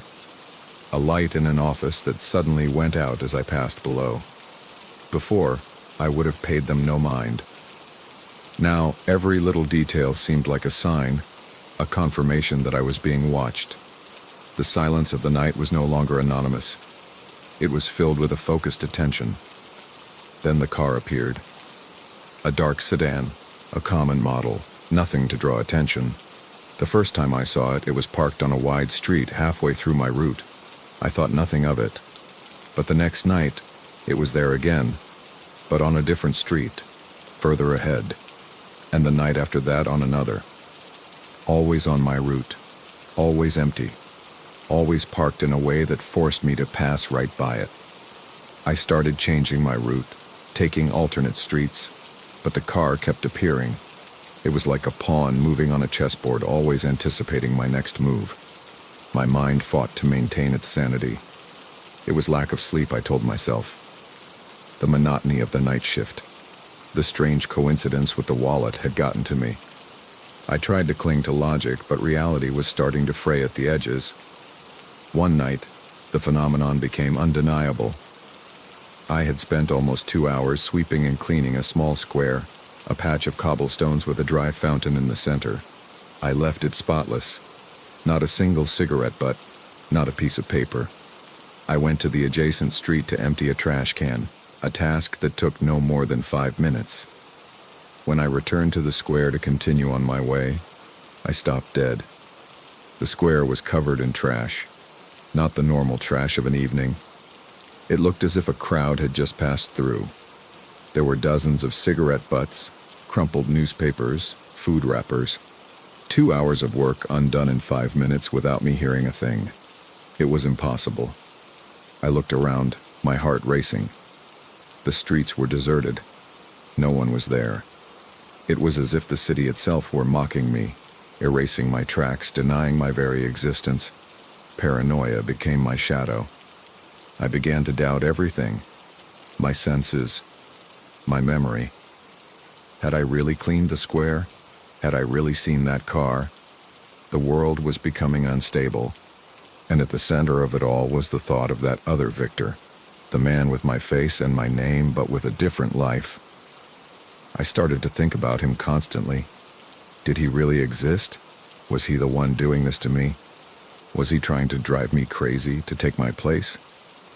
The idea was insane, but it took root in my mind and began to grow. A week after finding the wallet, the final blow came. It was the quietest night I could remember. There was no wind, not even the distant murmur of traffic. I was walking down a street lined with dark storefront windows. The only sound was the squeaking of my cart's wheels. The feeling of being watched was almost physical, a pressure on my back. I felt like an actor on an empty stage, knowing that thousands of eyes were watching from the darkness of the theater. I passed by a parked car, and in the instant my cart was aligned with its door, the car alarm exploded with a deafening wail. The lights flashed, illuminating the street with strobing bursts. I jumped back, my heart in my throat. The noise was an assault, a brutal violation of the night's quiet. I looked around, searching for the cause, for someone. There was no one. The street was empty. Then my gaze fell on the storefront window of a clothing shop across the street. The dark glass acted as a mirror, reflecting the scene. Me, the car with its flashing lights. I saw my own reflection, a solitary, frightened figure in the middle of the street. But I wasn't alone. Behind my reflection, standing right on my heels on the deserted sidewalk, was another figure. It was me. He wore my same work clothes, had my same hair, my same face. But his expression wasn't one of fear. It was an empty, cold expression, a mask of indifference. It was the man from the photo on the ID. My other self. A choked cry escaped my lips. I spun on my heels, my body tensed, ready to confront my double. But there was no one there. The sidewalk behind me was completely empty. The car alarm stopped as abruptly as it had started, plunging the street back into a deep, unnatural stillness. I stood there, in the middle of the street, staring at the empty space where a second before my other self, my replacement, had been. The question was no longer whether I was going crazy. The question was whether I was the real Victor. The silence that followed the alarm was more deafening than the blast itself. I stood in the middle of the street, my heart pumping with a painful force, staring at the empty spot where my other self had been. The air smelled of ozone, of an electrical discharge. It wasn't a dream. It wasn't a hallucination. The solidity of his presence, the coldness of his vacant stare, were burned into my mind with the certainty of a wound. I abandoned my cart, my route, my job. I turned and ran. I ran aimlessly through the sleeping streets with the sole need to get away from that storefront, from that reflection, from the irrefutable proof that my mind or my world had irrevocably broken. I didn't go back to work for 3 days. I called my supervisor, lied about a sudden fever. I spent those 3 days locked in my apartment, a voluntary prisoner. But the feeling of being watched didn't go away. In fact, it intensified. I felt the invisible eyes not just on the streets, but through the walls of my own home. I would sit on the sofa, motionless for hours, listening to the ticking of the clock, the hum of the fridge, any sound to anchor me to reality. But in the silence between those sounds, I heard other things. The creak of a floorboard in the empty hallway, an indistinct whisper that seemed to travel through the pipes. Paranoia became my only companion. I started seeing his face, my face everywhere. In crowds during the day, I'd think I saw a man in my same jacket disappear around a corner. My heart would lurch, the air would turn cold around me. And when I managed to get to the spot, there were only strangers. In the reflection on the subway glass, his face would superimpose itself on mine for a split second, smiling with a grimace that wasn't my own. The world had become a hall of mirrors, and in every one of them, he was waiting for me. The evidence of his existence, or of my madness, began to seep into the cracks of my life. Mail started arriving at my mailbox that wasn't for me. Bills for credit cards I had never applied for. Bank statements from an account that wasn't mine. All addressed to Victor Garcia, my name, but with a slightly different middle initial, or with the date of birth altered by a single day, just like on the ID card. One morning, a postcard arrived. It was a picture of a tropical beach I had never been to. On the back, an unfamiliar handwriting had written, "Wish you were here." It was signed with a name I didn't recognize. At first, I thought they were just bureaucratic errors, but the letters kept coming, weaving the reality of a parallel life that was becoming entangled with my own. One afternoon, I received a phone call. A woman, with a voice I didn't recognize, asked for Victor. I said it was me. She started talking about a conversation we had supposedly had the day before, a conversation I didn't remember, about a topic I knew nothing about.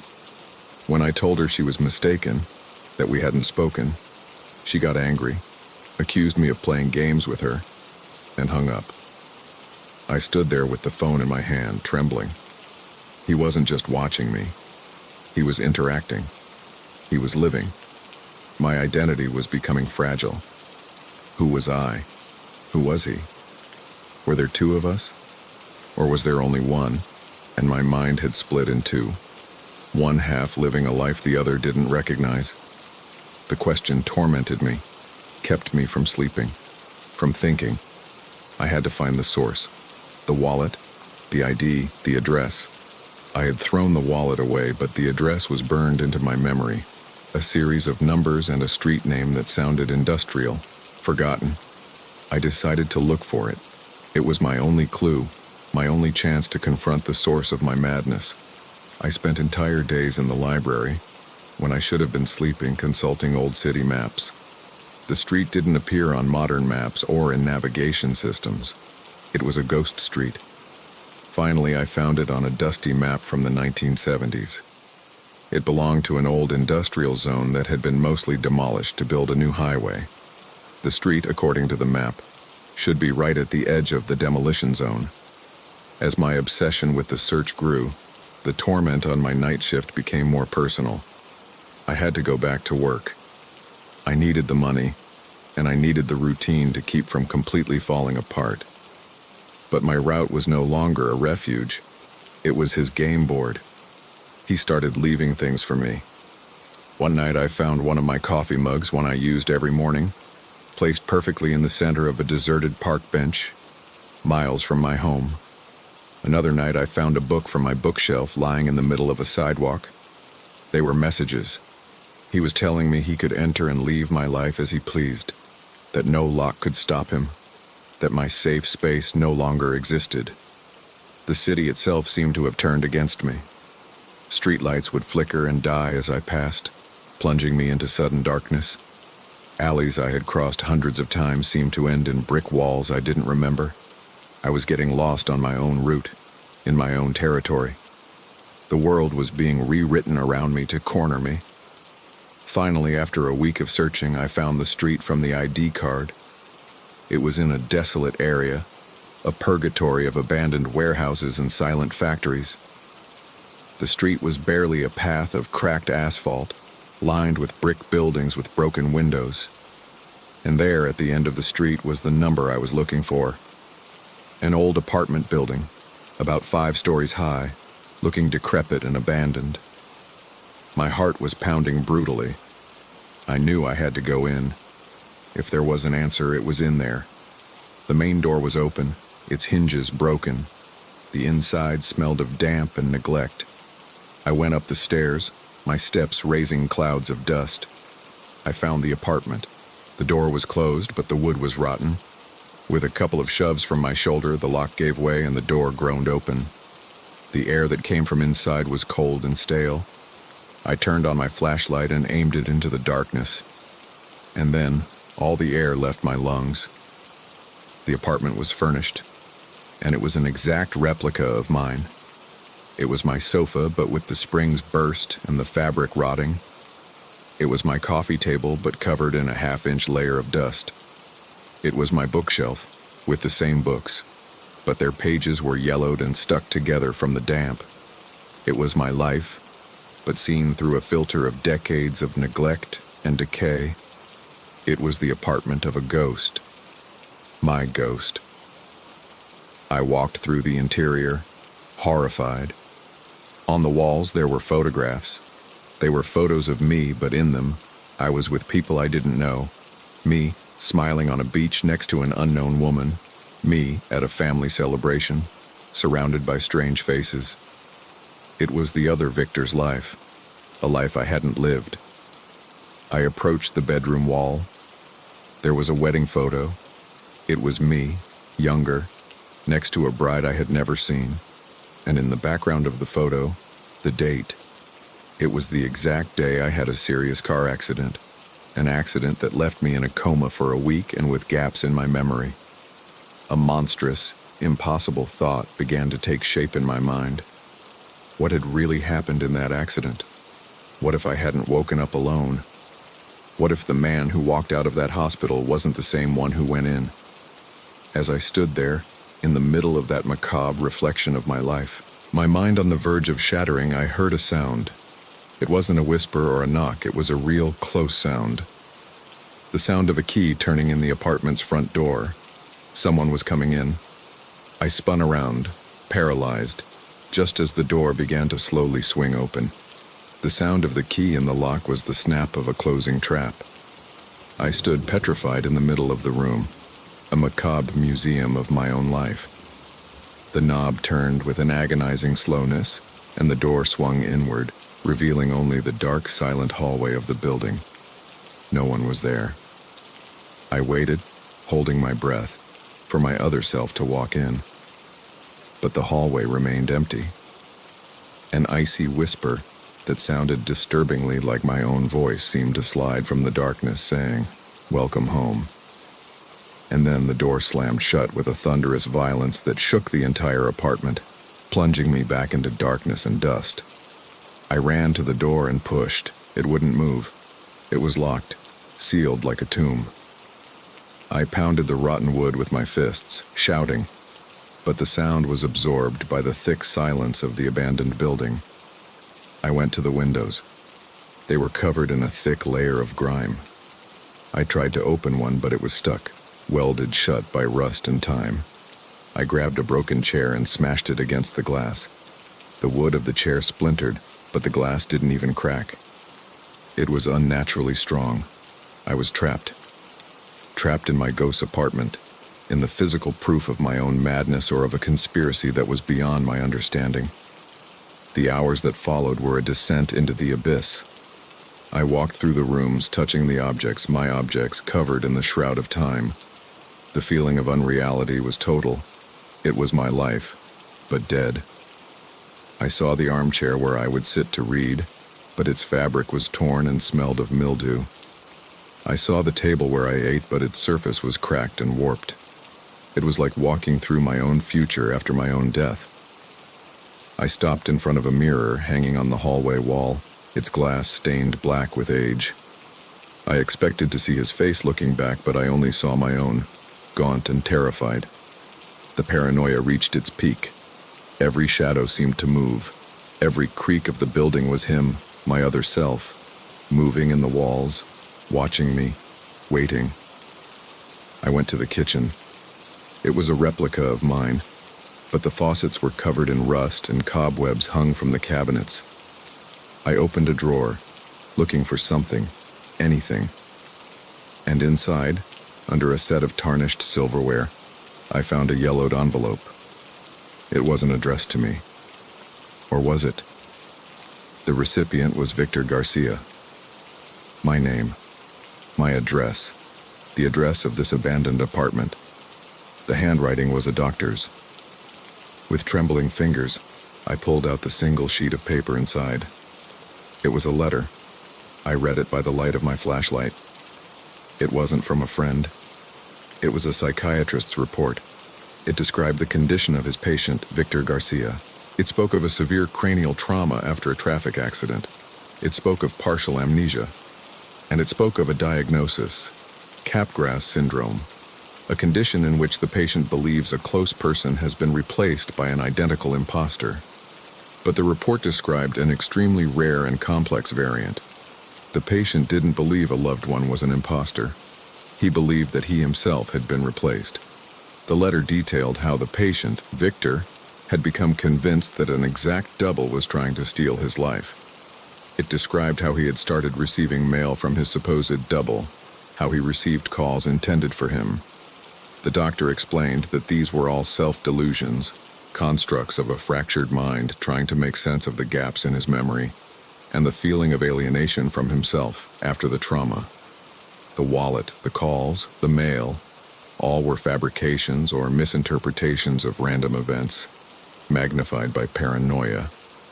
And then I read the last paragraph, the one that changed everything. The patient has begun to build a nest for his delusion. He has found an abandoned apartment and is furnishing it with objects he collects from the trash, creating a decaying replica of his own home. It is the place where he believes his imposter lives, a physical stage for his psychosis. He visits it in dissociative states, often at night, without being fully aware of his actions. His night shift job in the void of the sleeping city acts as a powerful catalyst for his delusion, giving him the space and the silence for his paranoid narrative to flourish without the interruptions of daytime reality. We must consider hospitalization before he becomes completely lost in the narrative he has created. The letter fell from my hands. The cold I felt wasn't supernatural. It was the cold of the truth, a truth far more terrible than any ghost. There was no double. There was no conspiracy. There was only me, my broken mind. The man who walked out of the hospital after the accident wasn't a replacement. It was me, but damaged, incomplete. And my brain, in its desperate attempt to explain the void, had invented a monster, and it had given it my own face. The instant the truth settled in my mind, the pressure in the room disappeared. The feeling of being watched vanished. But as I read, paranoia made one last desperate attempt to survive.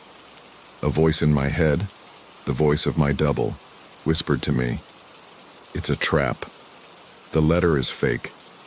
He left it to confuse you.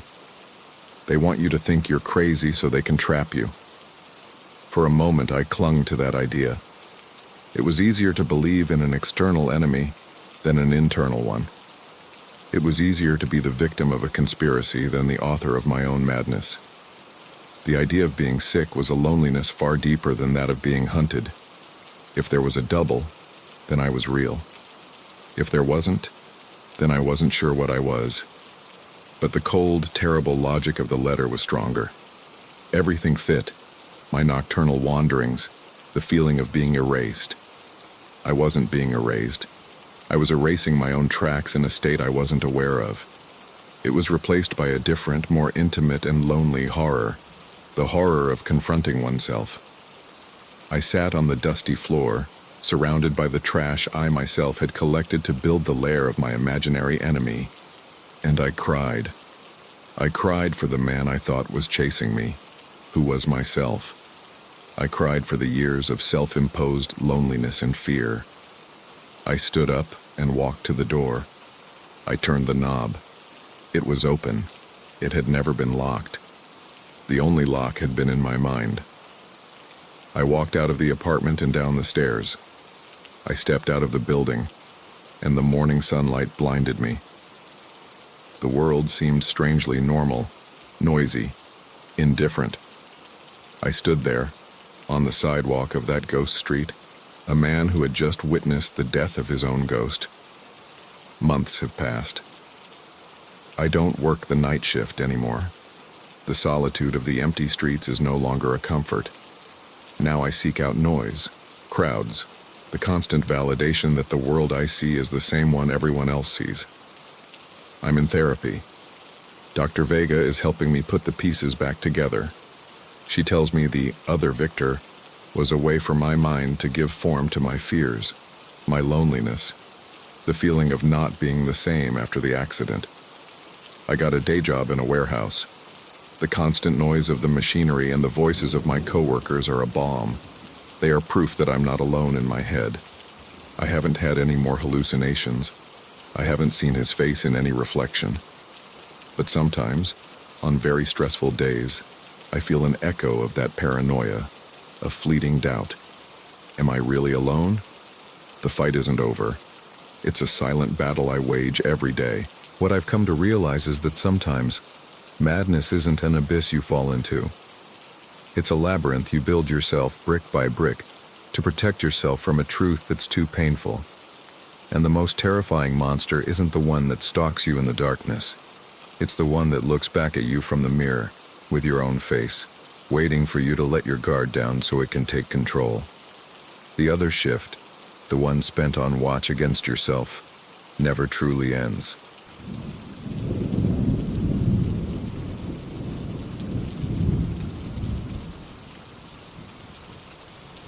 I grew up in paradise. At least that's what we were always taught. Our village, nestled in a valley surrounded by impassable mountains, was a world unto itself. We lived off the land, in a peaceful communion governed by the sun, the moon, and our traditions. The elders spoke of the outside world, a place of chaos, noise, and suffering from which our ancestors had fled centuries ago. Here, in our refuge, everything was order, community, and gratitude. Our life was too perfect, an unnatural calm that I had never questioned. The fields always yielded abundant harvests, sickness was rare, and the people smiled constantly. I believed in the beauty of our simple life. I believed in duty, in the harvest, and in the wisdom of the elders, those impassive men and women whose eyes seemed older than the mountains themselves. I had never had a reason to doubt. My duty, like all the young people my age, was to watch the perimeters of the valley. Not to keep anyone from entering, but to guide the few lost travelers who approached our borders. Hospitality was our first and most sacred law. It was during one of those watches, on a hot day in late summer, that I found her. She was by the creek, with a swollen ankle and torn modern clothes. Her name was Eva. She was the first person from the outside world I had ever seen. My first reaction was a mix of fear and overwhelming curiosity. Everything about her was alien. The color of her hair, the fabric of her clothes, the small, smooth rectangle of glass.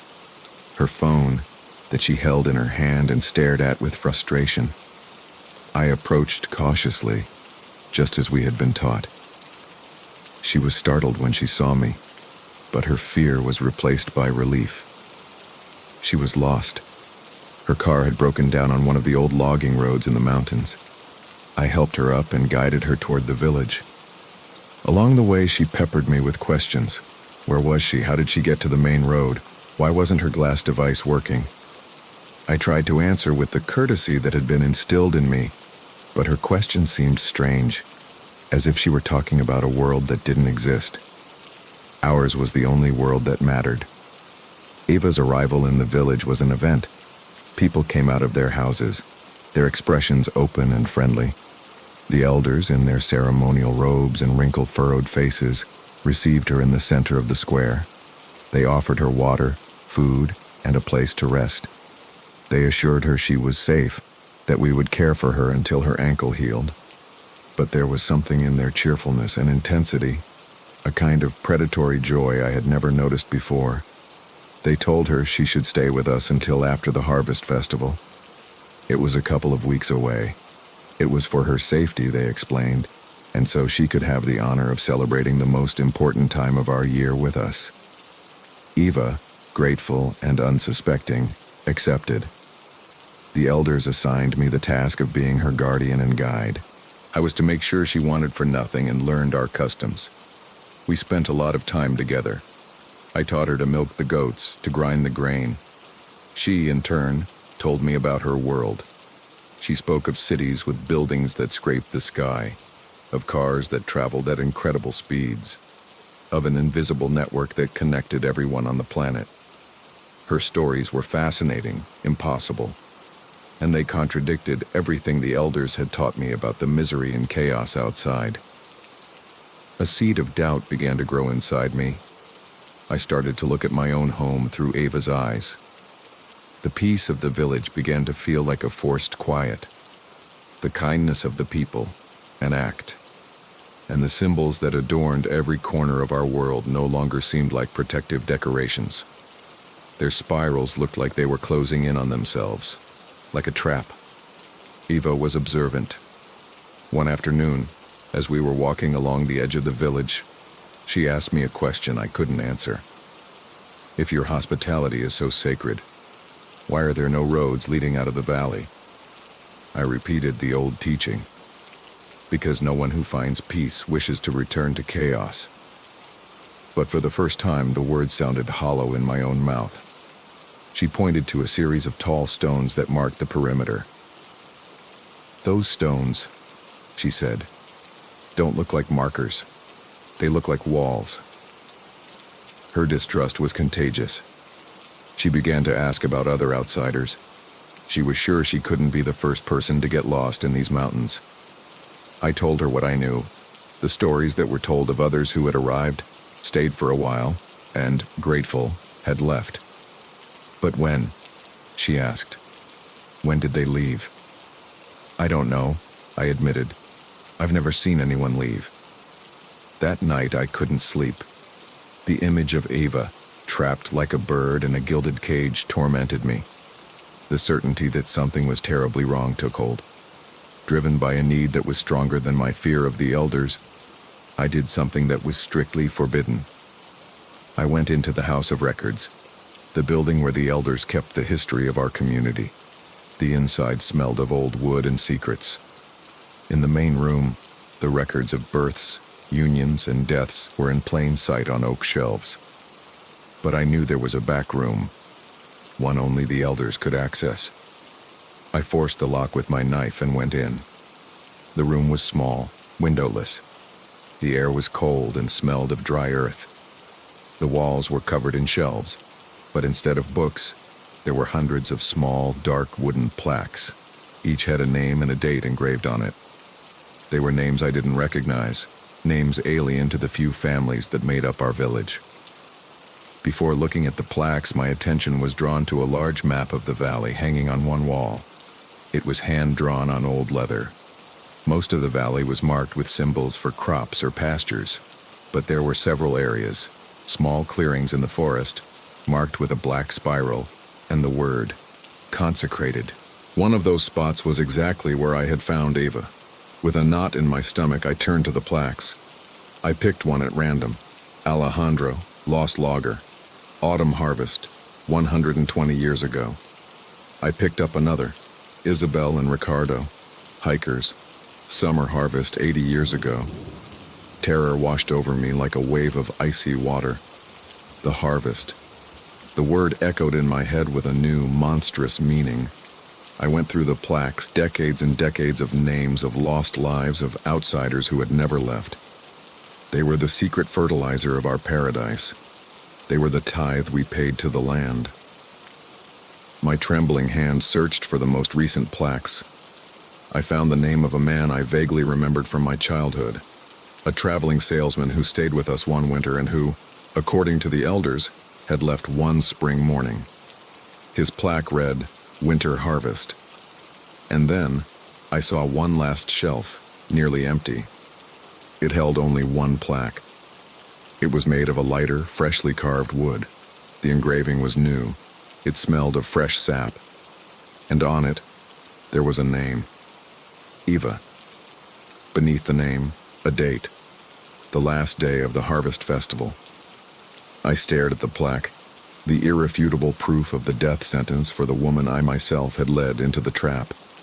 From outside, I heard the sound of my fellow villagers singing one of the traditional songs as they began preparations for the festival. The cheerful, carefree sound of their voices mixed with the horror that was choking me. My home, my people, my entire life was a lie built on a pile of bones, and I had been a blind accomplice. I left the House of Records like a thief, my heart hammering against my ribs. Outside, the afternoon sun bathed the village in a peaceful golden light, and the sound of festival songs floated on the air. But I no longer saw peace. I saw the facade of a slaughterhouse. Every friendly expression from the people I passed was the look of a predator. Every spiral symbol carved on the doors was a hungry grimace. As I passed the cornfields, tall and green, I wondered how much blood had fed their roots. My paradise had been revealed as a garden fertilized with blood, and I had spent my whole life unknowingly watering it. I had to pretend. I had to smile, nod, carry on with my routine, while the knowledge of the truth burned inside me like a poison. I found Ava sitting by the creek, the same area where I had first found her. Her ankle was almost healed. She was cheerful, talking about her plans for when she left, about returning to her world of cities and noise. Every word she said was torture. She saw the Harvest Festival as a curiosity, one last adventure before going home. She didn't know that her name was destined to be the final line of this year's celebration. Guilt was choking me. I had brought her here. My act of hospitality had been her death sentence. I couldn't tell her the truth, not directly. The panic would give her away, and me along with her. The elders, with their patient wise eyes, would see it instantly. I had to be subtle. I had to plant the same seed of doubt in her that she had planted in me. The next few days, I began my clumsy attempt at manipulation. I took her for walks along the valley's edge. "Look," I said, pointing to the tall stones that marked the border. "Our ancestors put them there to protect us, so the corruption of the outside world couldn't get in." She frowned. "Or so no one from inside could get out," she answered.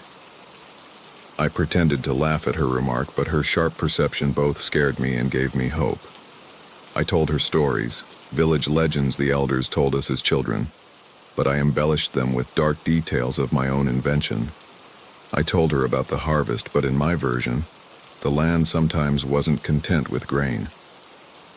"Sometimes," I whispered, "it demands something more, an echo of life to ensure the fertility of the next year." I was trying to scare her, to make her want to leave before the festival.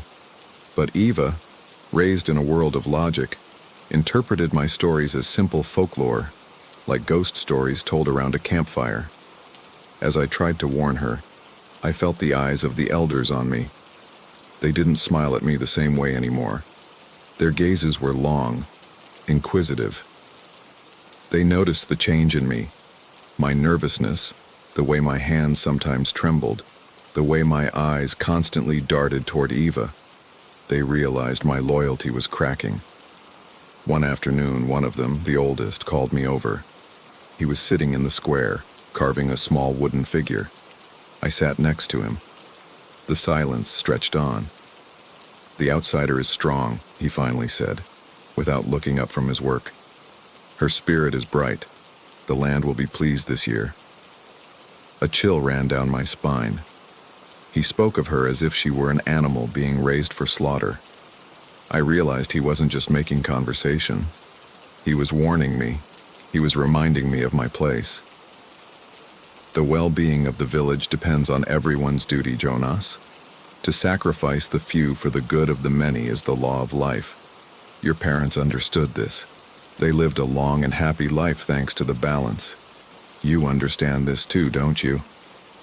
His gaze met mine, and in his eyes there was no cruelty, only a conviction as ancient and deep-rooted as the mountains around us. To him, murder was simply agriculture. That conversation pushed me to the edge. Time was running out. The festival was in 2 days. Subtlety had failed. There was only one option left: to run. That night I went to the small cabin where Ava was staying. She was asleep. I woke her gently, covering her mouth with my hand so she wouldn't scream. "We have to go," I whispered. "Now." The fear in her eyes was replaced by confusion, but seeing the desperation on my face, she didn't ask questions. She nodded. We slipped out of the village in the darkness, moving through the shadows of the quiet houses. No one saw us. I knew the valley like the back of my hand. I knew of a dangerous, almost invisible goat trail that went up the side of one of the mountains. It was the only route not marked by the elders' stones. It was our only way out. We walked for hours in the dark, with the sound of our own racing hearts as our only accompaniment. The climb was difficult and dangerous. The path was barely a ledge on the rock face, and we had to feel our way, with the abyss to our left. Eva, with her still weak ankle, stumbled often. I had to help her, almost drag her in some parts. But the hope of freedom drove us. The thought of leaving the valley of vacant smiles behind gave us strength. At dawn, we reached the top of the ridge. We were exhausted, scratched, and covered in sweat, but we had made it. Below us, on the other side of the mountain, the world stretched out. We could see the distant lights of a town, the line of a highway. We were free. The euphoria was short-lived. As we turned to look one last time at the valley where I was born, the morning sun illuminated the scene, and what we saw made our blood run cold. No one was chasing us. There were no torches or shouts. Instead, the entire population of the village, dozens of people, was standing at the base of the mountain watching us. They were completely silent, their figures small and dark against the green of the valley. And they weren't angry. They were smiling, all of them, with the same wide, patient, hollow grin. And then, the ground beneath our feet trembled. It wasn't an earthquake. It was a slow, organic movement, as if the mountain itself were waking from a long sleep. The rocks around us shifted, and from the cracks in the earth, tendrils began to sprout. They were made of a dark material like roots, moving with a mind of their own, slithering across the ground, coiling around our ankles. We screamed and struggled, but they were too strong. They lifted us off the ground, wrapped around us, squeezing with a force that crushed the air from our lungs. The land, the very earth I had believed sustained us, had reclaimed us. The village didn't need walls. The entire valley was the prison, and the deity they worshipped didn't live under their fields. It was their fields.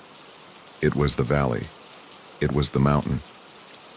I lost consciousness as the tendrils dragged us back down, toward the silent, smiling village. I woke up in darkness.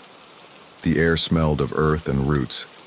I was in some kind of cellar, tied to a wooden post. Next to me, Ava was also tied up. She was unconscious. The cellar door opened, and the silhouette of the oldest elder was framed against the light. "The land provides, Jonas," his calm voice said. "But the land also demands. And this year, the harvest has been twofold. The tithe will be generous." He left, closing the door and plunging us back into darkness. I stayed there, listening to Eva's terrified breathing as she began to wake up, and to the dull, distant sound of drums. The harvest festival had begun, and we were the main course. The darkness of the cellar was total, a heavy blackness that smelled of damp earth and fear. I could hear Ava's ragged breathing next to me, a terrified counterpoint to the distant festival drums. My mind was a whirlwind. Every smile, every lesson from the elders, every song about the land's generosity had become a grotesque lie. My entire life had been a sham, and I, the naive guardian, had brought the latest victim to the altar. Guilt was a burning coal in my stomach. Ava began to stir conscious again. I felt her body tremble. "Where are we?" She whispered in the dark, her voice broken. I had to tell her. In a low, cracked voice, I told her the truth. I told her about the harvest, the wooden plaques, the deity that lived beneath our feet and that demanded blood to keep our valley green. She listened in silence, and her initial terror was replaced by a strange, desolate calm. "So this is the end," she said. It wasn't a question. It was a statement. I refused to accept it. As my eyes adjusted to the gloom, I began to examine our prison. The walls were earth and stone, but the roots, the dark tendrils of the entity, were everywhere, reinforcing the structure. My bonds were one of those roots, alive and strong, but as I struggled against them, I noticed something. The root holding my right wrist was slightly thinner, almost withered. I followed its path with my eyes. It wasn't touching the dirt wall, but a vein of pale, crystalline rock that outcropped in a corner of the cellar. The entity seemed to avoid it. A vague memory, a forgotten lesson from the elders about the valley's minerals, came back to me. They spoke of rock salt, a rock useless for building, that soured the earth and was to be avoided. It wasn't sourness. It was poison, a poison to the deity that ruled us. My mind started working. I couldn't fight the mountain, but maybe I could hurt it. I began to twist my body, to turn my wrist, rubbing the binding against the sharp edge of the salt rock. The root hissed like water on fire and pulled back, loosening its grip. I felt a sharp pain, the skin of my wrist burned by contact with the stone, but it was working. I continued, again and again, until the root had contracted enough for me to free my hand. Quickly, I untied my other knots, and then Eva's. We were free, but still trapped in the cellar. I fumbled in the dark and found a loose piece of the rock salt, the size of my fist, sharp and heavy. It was my only weapon. Just then, we heard footsteps. The door opened and the light of a torch blinded us. 2 of the village's strongest men came in. They didn't need to say anything. They grabbed us and dragged us outside, up the stairs. The scene in the village square was a nightmare. The whole community was there, their faces lit by bonfires, their eyes glowing with an ecstatic fervor. They were singing the harvest song, a cheerful melody that now sounded like a funeral dirge. In the center of the square, on the large ceremonial stone, the oldest elder waited, holding a black obsidian knife that gleamed in the firelight. They dragged us to the altar. The crowd fell silent. The only sound was the crackling of the flames and the dull beat of the drums. The elder raised his hands. "The land has given us life," his voice boomed in the stillness. "It has given us peace. Now, we give life back to it. It is the tithe. It is the balance." The men forced Ava to kneel by the stone. She didn't scream. She just looked at me, with a mixture of terror and a strange resignation. The elder approached her and raised the knife. And in that instant, I knew what I had to do. "No!" I shouted. My voice rang out with a force I didn't know I possessed. The crowd turned toward me, their serene expressions now full of confusion. The elder paused, the knife in midair. "The offering is wrong," I said, walking toward him. "The land doesn't want the blood of a frightened outsider. It wants a true offering, one that is given willingly. It wants the blood of its children." The elder looked at me, his eyes narrowed. "What are you saying, Jonas?" "I offer myself," I said, my voice firm, my fear buried under a layer of pure determination. "I am of your blood, a son of the valley. My life has more value to it than hers. Let her go, and I will take her place. Willingly. A murmur went through the crowd. The elder watched me for a long moment. I could see the greed in his eyes. A willing offering from the bloodline was something that hadn't happened in generations. It would be a ritual of immense power. The ground beneath our feet vibrated gently, a sign of ascent from the land itself. The elder smiled. "The land is wise," he said. "It accepts your offering. Release the outsider." 2 men let Eva go. She looked at me, her eyes full of tears, not understanding. "Go," I told her. "Run and don't look back." She hesitated for an instant, and then she ran into the darkness, away from the square. I knelt by the stone.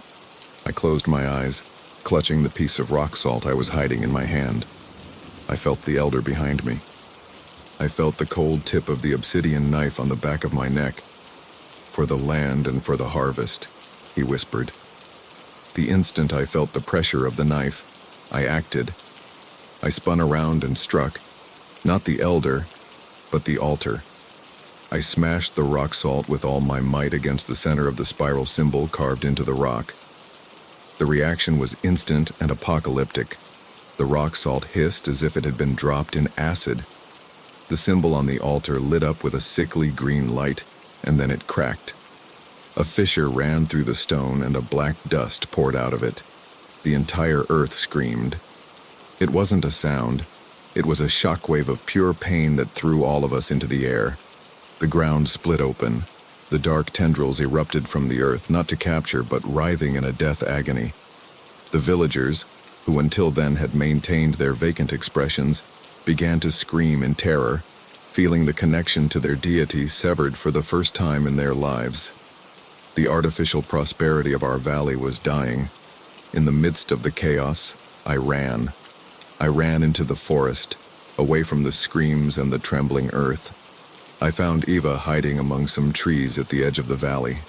Together, without looking back, we fled into the mountains. A year has passed.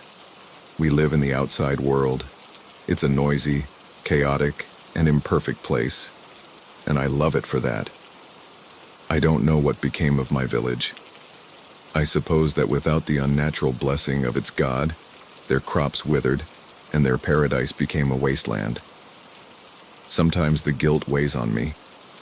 I destroyed my home, my world, the lives of all my people. But then I remember Eva's face and the dozens of names on the wooden plaques, and I know I made the only right choice. What I've come to realize is that paradise, if it's built on the suffering of others, is just a lie, the prettiest cage in hell. I learned that the true harvest isn't what you reap from the earth, but what you choose to sow with your own actions. And I chose freedom, even if its price was the destruction of everything I once loved.